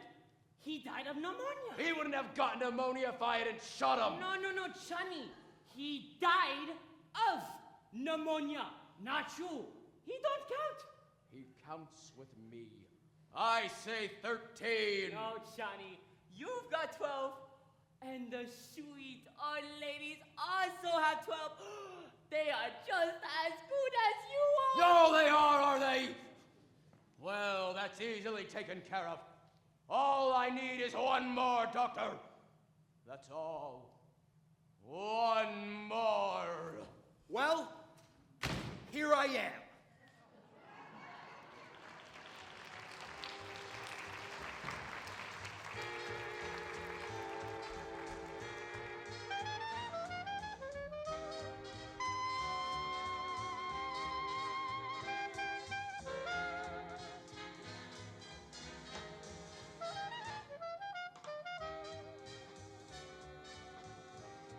You stop doing that! This is our house and this is our cellar, and you can't do that! Please, go back upstairs. Abby, Martha, go upstairs. There's no use you're doing what you're doing because it will just have to be I I'm tell done. you, we won't have it, and you'd better stop it right now! All right.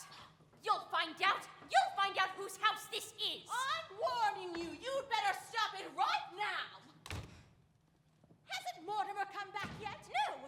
It's a terrible thing to do, to bury a good Methodist with an impostor. I will not have our cellar desecrated. And we promised Mr. Hoskins a full Christian funeral. Where do you suppose Mortimer went? I don't know, but he must be doing something important because he said to Jonathan, just you wait, I'll settle this. Well, he can't very well settle it while he's out of the house. That's all we want settled. What is going on down there? All right, now where's Teddy?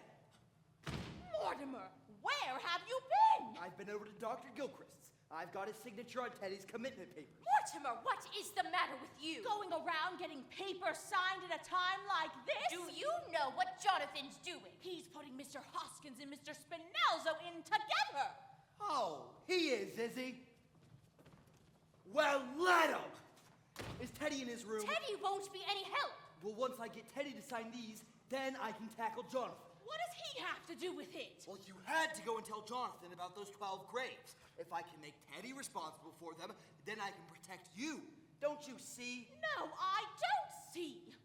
And we pay taxes to have the police protect us. I'm going to go see Teddy. Come, Martha. We're going for the police. Wait a minute, you can't go to the police. Why can't we? Because if you tell them about Mr. Spinalzo, they'll find Mr. Hoskins too. And that might make them curious, and then find out about your other 12 gentlemen. Mortimer, we know the police better than you do. I don't think they'd pry into our private affairs if we asked them not to. But if they found out about your 12 gentlemen, they'd have to report to headquarters. I'm not so sure they'd bother. They'd have to write out a very long report, and if there's one thing a policeman hates to do, it's to write. You can't count on that. It might leak out. And besides, you couldn't expect a judge and a jury to understand. Oh, Judge Coleman would. We know him very well. He always comes to church to pray, just before election. And he's coming to tea someday, he's promised. Oh, Abby, we must speak to him again about that. His wife died a few years ago, and it's left him very lonely. Well, come along, Martha. No, I won't let you. You are not allowed to go to the police And you cannot have Judge Coleman to tea. Well, if you're not going to do something about Mr. Spinalzo, then we are. I am going to do something. We may have to call on the police later, but when we do, I want to be ready. You have got to get Jonathan out of this house. And Mr. Spinalzo, too. Will you please let me do this my own way? Now I've got to go see Teddy. If they're not out of this house by morning, Mortimer, we're going to call the police. Well, they will be. I promise you that. And go to bed, will you? And for God's sakes, get out of those clothes. You look like Judith Anderson. Well, that's a relief, isn't it? Yes, if Mortimer's really going to do something at last, it just means that Jonathan's going to a lot of unnecessary trouble. We'd better tell him. Oh, Jonathan, you might as well just stop what you're doing. It's all done. Did I hear Mortimer? Well, it will just have to be undone. You're going to be out of this house by morning, Mortimer's promised. Oh, we are we? Well, in that case, you and Aunt Martha can run along and have a pleasant night's sleep. Yes, come out. Good night, Aunties. Not good night, Jonathan. Goodbye. By the time we get up, you'll be out of this house. Mortimer's promised. And he has a way of doing it, too. Then Mortimer's home. Oh, yes. He's up here talking to Teddy. Goodbye, Jonathan. Goodbye, Jonathan. Perhaps you'd better say goodbye to Mortimer as well. Oh, you'll see Mortimer. Oh, yes. I'll see Mortimer. Okay, Johnny. That's all fixed up. Smooth like a lake. Oh, nobody'd ever be able to tell they were down there. Oh, 48 hours we didn't sleep, yes. We go to bed now. Oh, good. You're forgetting, Doctor. What? My brother Mortimer. No, Johnny. Not Mortimer. Not tonight. What about tomorrow? Or the next day? No! Now.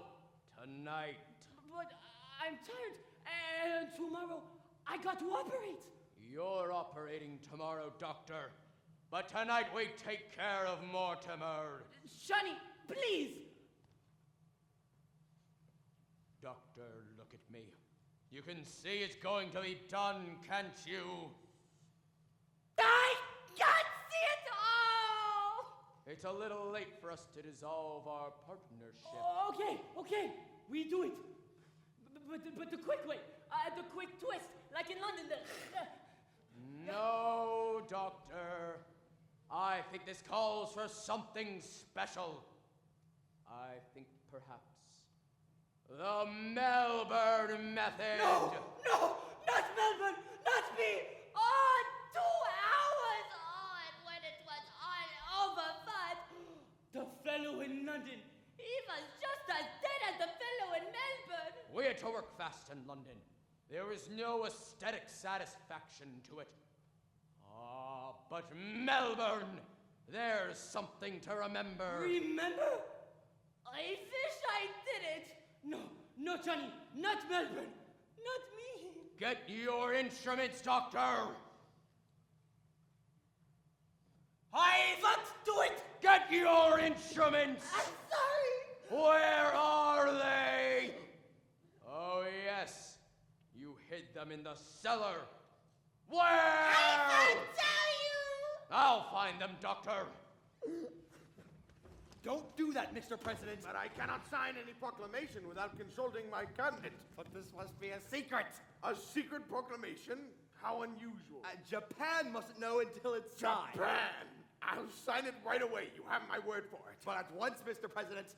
You wait here. A secret proclamation must be signed in secret. But at once. I'll have to put on my signing clothes.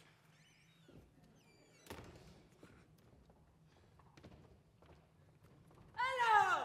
You leave now, Jess? No, Doctor. I'm waiting for something. Something important. Please, you leave now. Dr. Einstein, I have nothing against you personally. You seem to be a nice fellow. So take my advice and get out of this house and get just as far away as possible. Trouble! Yeah! You! Get out! Don't say I didn't warn you. I'm warning you! Get away quick! Things are going to start popping around here any minute. Look. Johnny is in a bad mood. Then he gets like this. He's a madman. Things happen. Terrible things. Jonathan doesn't worry me now. Give out those plays, you say, did you anything? About what?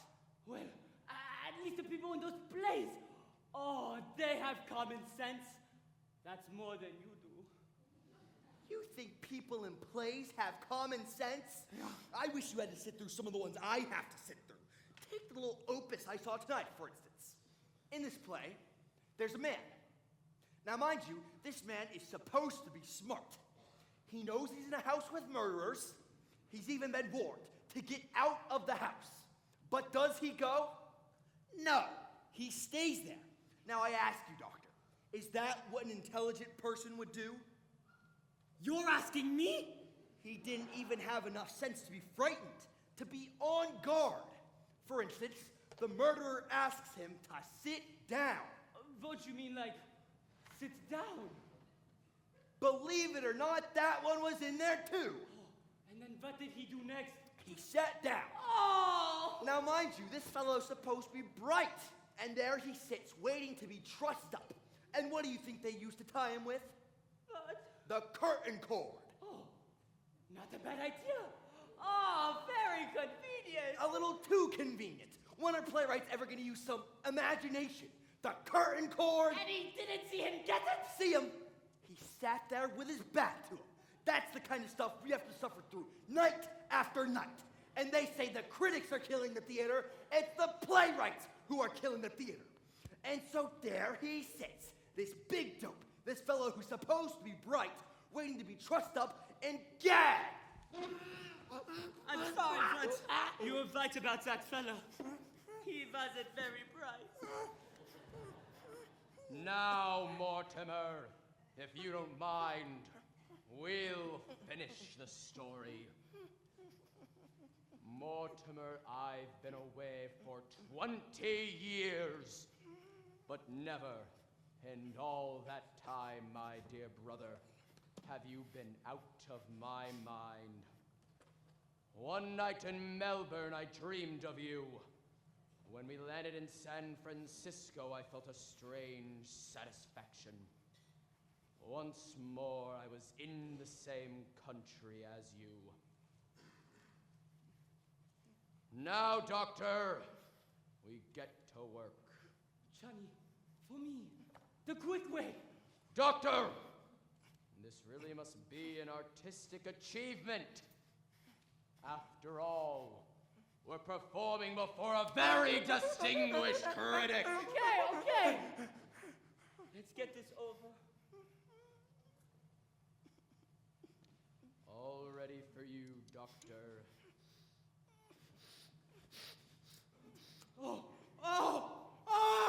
I can't do this without a drink. Pull yourself together, Doctor. When we walked in here tonight, there were drinks on the table, remember? Oh, where did those ladies put that? Oh, Johnny, we got a drink. Oh, it's happy day for us, yes? That's all there is? I split it with you.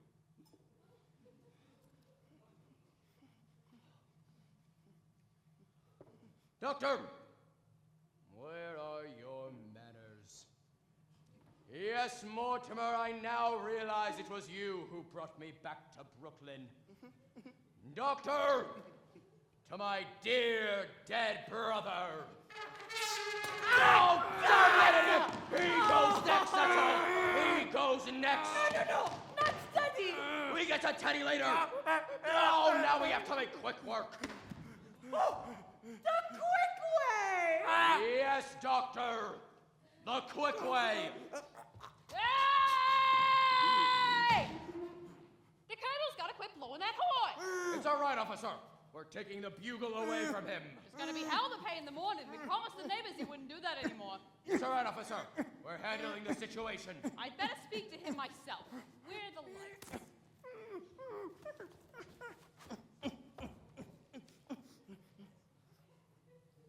Hey!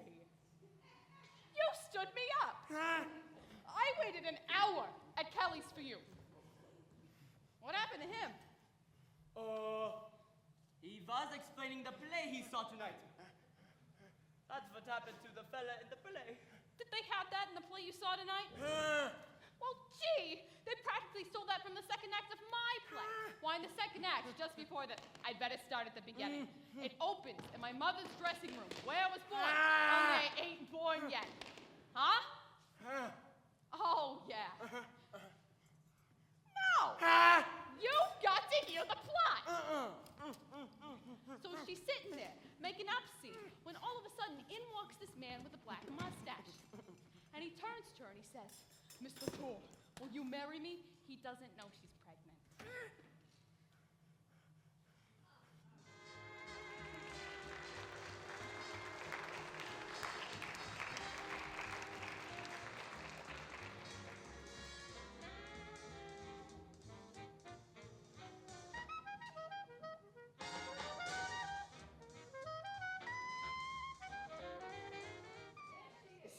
Lying across the table, unconscious, in her lingerie. And the gaucho was standing over her with a hatchet. And I'm tied up in a chair, just like you are. And the place is an inferno of flames. It's on fire. And all of a sudden, in through the window, in comes Mayor LaGuardia. Hey! Remember who paid for that? Go easy on it. Well, I was listening, ain't I? And what do you think so far? It's put Johnny to sleep. Let him alone. If he ain't got no more interest than that, then he don't get a drink. All right, so it's 3 days later, and I've been transferred, and I'm under charges, and that's because somebody stole my badge. All right, I'm walking my beat on Staten Island, 46th Precinct, when a guy I'm following, it turns out, is really following me. Don't let anybody in! So I figure I'll outsmart him. There's a vacant house on the corner. I goes in. Oh, it's gloves! Oh, those gloves! I stand there in the dark and I watch the door handle turn. Johnny, those gloves! Oh! I pulls my guns. I brace myself against the wall and I says, come in! Oh, hey, fellas. What the hell is going on here? Well, hey, Pat, what do you know? This here's Mortimer Brewster. It's gonna help me write my play. I'm just telling him the plot. Did you have to tie him up to make him listen? Hey, Joe, you better report it down to the station. The whole force is out looking for you. Did they send you out here for me? We didn't know you was here.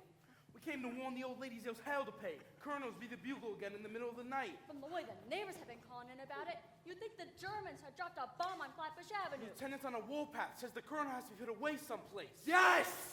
Yes! Well, gee, Mr. Brewster, I gotta get away, so I'll just run to the third act real quick. Get away from me! Say, do you know what time it is? It's half 8 o'clock in the morning. It is? Oh, gee, Mr. Brewster, that first 2 acts went a little long, but I just don't see anything we can leave out. You can leave it all out. Hey, who's this guy? That's my brother. Oh, the one that ran away. So we came back. Yes, he came back. Better let Mac know.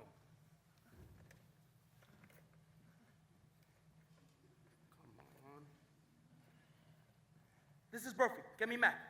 I'd better let him know we found you, Joe. Mac, tell the lieutenant she can call off the big manhunt. We got her. In the Brewster house. Uh-huh. Do you want us to bring her in? All right, we'll hold her right here. The lieutenant's on her way over. So, I've been turned in, eh? And I bet you and that stool pigeon brother of mine will split the reward. Reward? Well, it's time for me to do some turning in of my own. You think my aunts are sweet, charming old ladies? Well, there are 13 bodies buried in the cellar. Daddy! Daddy! What the hell are you talking about? You better be careful what you say. All about the 13 happy bodies friends of outside where ours. they're buried. Wait a minute. You don't want to see what's down in the cellar. Well, go on down in the cellar with him, Ava. I'm not so sure I want to be down in the cellar with him. Look at that puss. Ugh. Looks like Boris Karloff. Ah! Look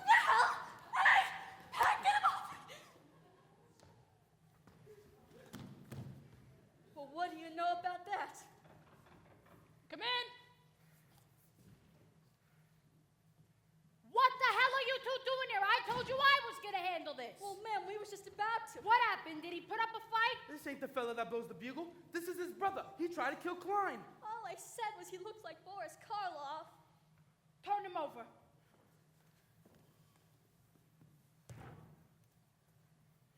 We kind of think he's wanted somewhere.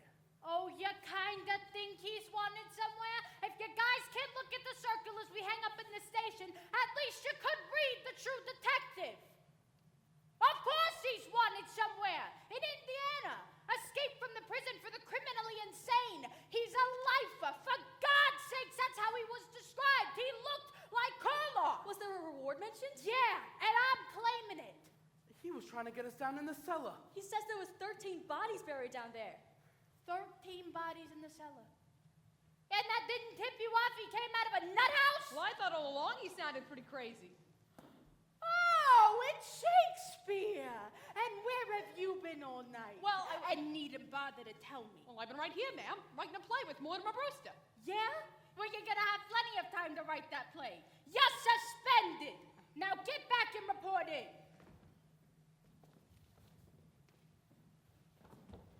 Can I come by sometime and use the station typewriter? No! Get out of here!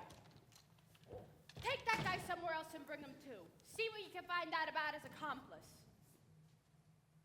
The guy who helped him escape, he's wanted too.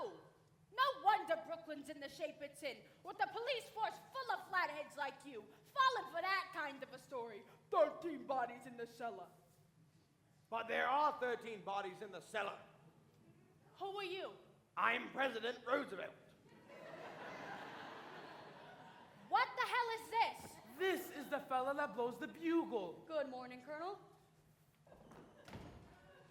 Well, Colonel, you've blown your last bugle. Oh, dear me. Another yellow fever victim? What? All the bodies in the cellar are yellow fever victims. No, Colonel, this is a spy we caught in the White House. Will you get that guy out of If here? there's any questioning of spies, that's my department. You keep out of this. You're forgetting. As president, I am also head of the Secret Service. Dear. Captain, I'm Mortimer Brewster. Are you sure? I'd like to talk to you about my brother Teddy, the one who's been blowing the bugle. Now, Mr. Brewster, we ain't gonna talk about this. He's got to be put away. I quite agree with you. In fact, it's all arranged for. I've had these papers signed by our family physician, Dr. Gilchrist. Teddy signed them himself, you see, and I signed on as next of kin. Where's he going? Happydale. All right, I don't care where he goes, as long as he goes. Oh, he's going, all right. I promise you that. Now, I want you to know that everything that has been going on in this house has been Teddy's doing. Now, about those 13 bodies in the cellar. Yeah, 13 bodies. And ain't enough with the neighbors all afraid of him and is disturbing the peace blowing that bugle. But can you imagine what would happen if that cockeyed story about 13 bodies in the cellar got around? And now he's starting a yellow fever scare. Cute, ain't it? Do you think anyone would be dumb enough to believe that story? 13 bodies in the cellar? Well, you can't tell. Some people are just dumb enough. You don't know what to believe sometimes. About a year ago, a crazy guy starts a murder rumor over in Greenpoint, and I had to dig up a half-acre lot just to prove that they weren't... Excuse me.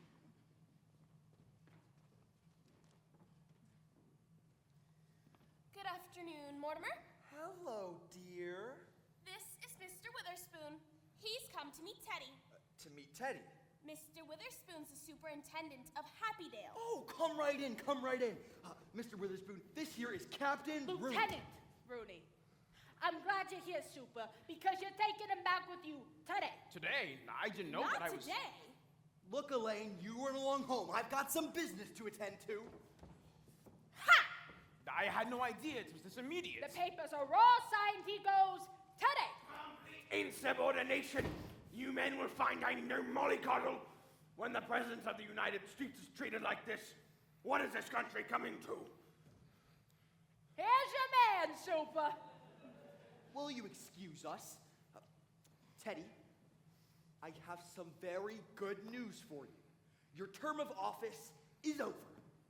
Is today March the 4th? Practically. Let's see. Now I go on my hunting trip to Africa. I shall get started immediately. Is he trying to move into the White House before I've moved out? Who, Teddy? Taft. No, Teddy, that's not Taft. That's Mr. Witherspoon. He's to be your guide to Africa. Oh, bully, bully! I shall bring down my equipment. When the safari comes, tell them to wait. Goodbye, Aunt Abby. Goodbye, Aunt Martha. I'm off to Africa. Isn't it wonderful? Well, goodbye. Charge!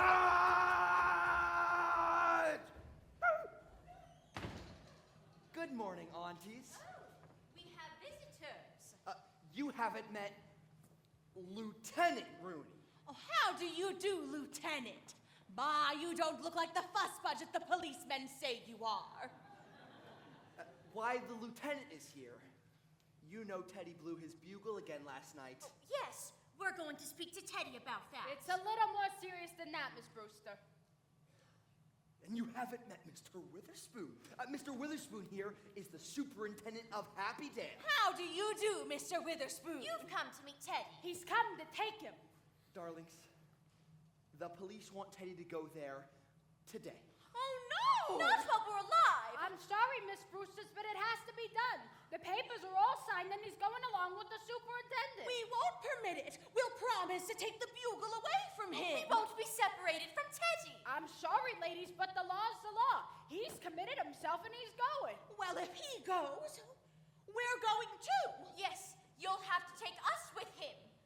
Well, why not? That's very sweet of them to want to, but quite impossible. You see, we can't take sane people at Happydale. Mr. Witherspoon, if you'll let us live there with Teddy, we'll see that Happydale is in our will. And for a very generous amount. The Lord knows we could use the money. But I'm afraid Now we just... let's be sensible about this, ladies. For instance, here I am, wasting my morning when I've got serious work to do. You know there still are murders to be solved in Brooklyn. Yes! Oh, are there? It ain't only his bugle blowing and the neighbors all afraid of him, but things would just get worse. Sooner or later, we'd be put to the trouble of digging up your cellar. Our cellar? Yeah, your nephew's telling around that there are 13 bodies buried down there. Oh, but there are 13 bodies in our cellar. If that's why you think Teddy has to go away, you come down to the cellar with us and we'll prove it to you. There's one, Mr. Spinalzo, who doesn't belong here and who will have to leave. But the other 12 are our gentlemen. Now, darlings, I don't think the lieutenant here wants to dig up your cellar. She was just telling me about how last year she had to dig up a half-acre lot. Weren't you, Lieutenant? That's right. Oh, you wouldn't have to dig here. The graves are all marked. We put flowers on them every Sunday. Flowers?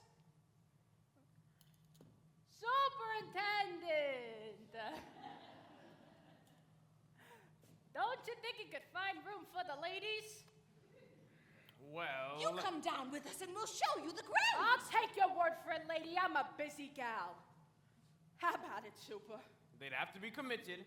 Teddy committed himself. Why can't they? Why, certainly. Oh, if we can go with Teddy, we'll sign the papers. Where are they? Oh, yes, where are they? He's coming around, Lieutenant. Good morning, Officer Clyde. Good morning, Officer Clyde. Are you here too? Yeah, Brophy and me have got your other nephew out in the kitchen. Well, sign them up, Superintendent. I want to get this all cleaned up. 13 bodies. If you'll sign right here... And you here, Aunt Abby? I'm really looking forward to going. The neighborhood here has changed so. Just think, a front lawn again. We're overlooking something. What? Well, we're going to need the signature of a doctor. Hey, Dr. Einstein! Hey, won't you come over here? I think I must go. No, Dr. Einstein, come over here and sign some papers for us. Please, I shouldn't be At here. one time last night, I thought the doctor was going to operate on me. Were you leaving, Doctor? I shouldn't be here any longer. Aren't you going to wait for Jonathan? We aren't going to the same place. Hey, Elaine, stick around, won't you? Don't worry. I'm going to. Hello, Mac. Rooney. We got the guy that's wanted in Indiana. Now, there's a description of his accomplice. It's on the desk there. Read it to me. Yeah? About 54? 5'9", about 140 pounds, brown eyes, talks with a German accent, and poses as a doctor. Thanks, Mac. It's all right, Lieutenant. The doctor here has just completed the signatures. Thanks, Doc. You're really doing Brooklyn a service.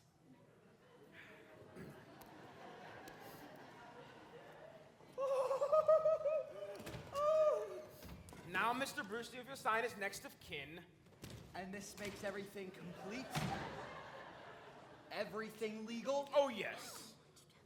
Well, aunties, now you're safe. When do you think you'll be ready to start? Oh, Mr. Witherspoon, why don't you go upstairs and tell Teddy just what he can take along? Upstairs? I'll show you. It's right this. Oh, no, Mortimer, you stay here. We want to talk to you. Yes, Mr. Witherspoon, just upstairs and turn to the left. Well, Mortimer, now that we're moving, this house really is yours. Yes, we want you to live here now. Aunt Abby, I can't. This house is too full of memories. But you'll need a home when you and Elaine are married. Now, darlings, that is very indefinite. It's nothing of the kind. We're going to be married right away. Oh, Mortimer, we're really very worried about something. Now, darlings, you are going to love it at Happydale. Oh, we're very happy about the whole thing. That's just it. We don't want anything to go wrong. Will they investigate those signatures? No, they're not going to investigate Dr. Einstein's signature. It's not his signature, dear. It's yours. You see, you signed as next of kin. Yes, why not? It's something we never wanted to tell you. But now you're a man, and it's something Elaine should know too. You see, dear, you're not really a Brewster. Your mother came to us as a cook, and you were born about 3 months afterward. Oh, but she was such a sweet woman and such a lovely cook, we didn't want to lose her. So brother married her. You mean I'm not a Brewster? Now, don't feel badly about it, dear. And Elaine, this won't make any difference to you? Elaine, did you hear that? Do you understand? I'm a bastard! Well, now I really must see about breakfast. Mortimer's coming over to my house. Father's gone to Philadelphia, and Mortimer and I are going to have breakfast together. Yes, I need some coffee. I've had quite the night. In that case, I should think you'd want to get to bed. I do. Mr. Mummy Witherspoon, take this with you. Oh, you leaving now, Jonathan? Yeah, he's going back to Indiana. There's people that want to take care of him for the rest of his life. Well, Jonathan, it's nice to know you have some place to go. We're leaving too. Yes, we're going to Happydale. Then this house has seen the last of the Brewsters. Unless Mortimer wants to live here. I have a suggestion to make. Why don't you turn the property over to the church? Well, we never thought of that. After all, it should be a part of the cemetery. All right, let's get going. I'm a busy gal. Well, aunties, I can't better my score now, but neither can you. At least I have that satisfaction. The score stands even. 12 to 12.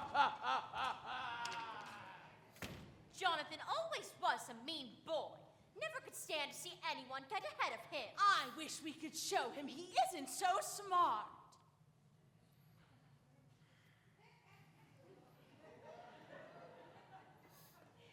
Mr. Witherspoon, does your family live with you at Happydale? I have no family. Oh. Well, I suppose you consider everybody at Happydale your family. I'm afraid you don't quite understand. As head of the institution, I have to keep quite aloof. Well, that must make it very lonely for you. It does, but my duty is my duty. Well, Martha, if Mr. Witherspoon won't join us for breakfast, I think the least we could do is offer him a glass of our elderberry wine. elderberry wine. We make this ourselves. Why, yes. Of course, at Happy Dale, our relationship will be more formal. But here, you know, you don't see much elderberry wine nowadays. I thought I'd had my last glass of it. Oh, no. No. Here it is.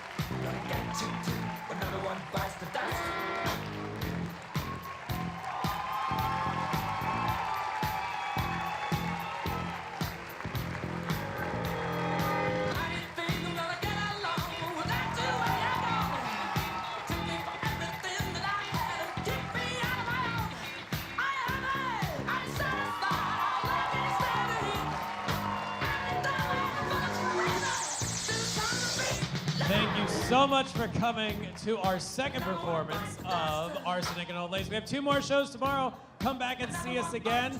If you'd like to meet the cast and crew of our production, head out to the lobby, hang a left outside, go around the back of the theater, and you'll find them at the stage door in a few minutes. Thanks again, guys, and come back and see us soon.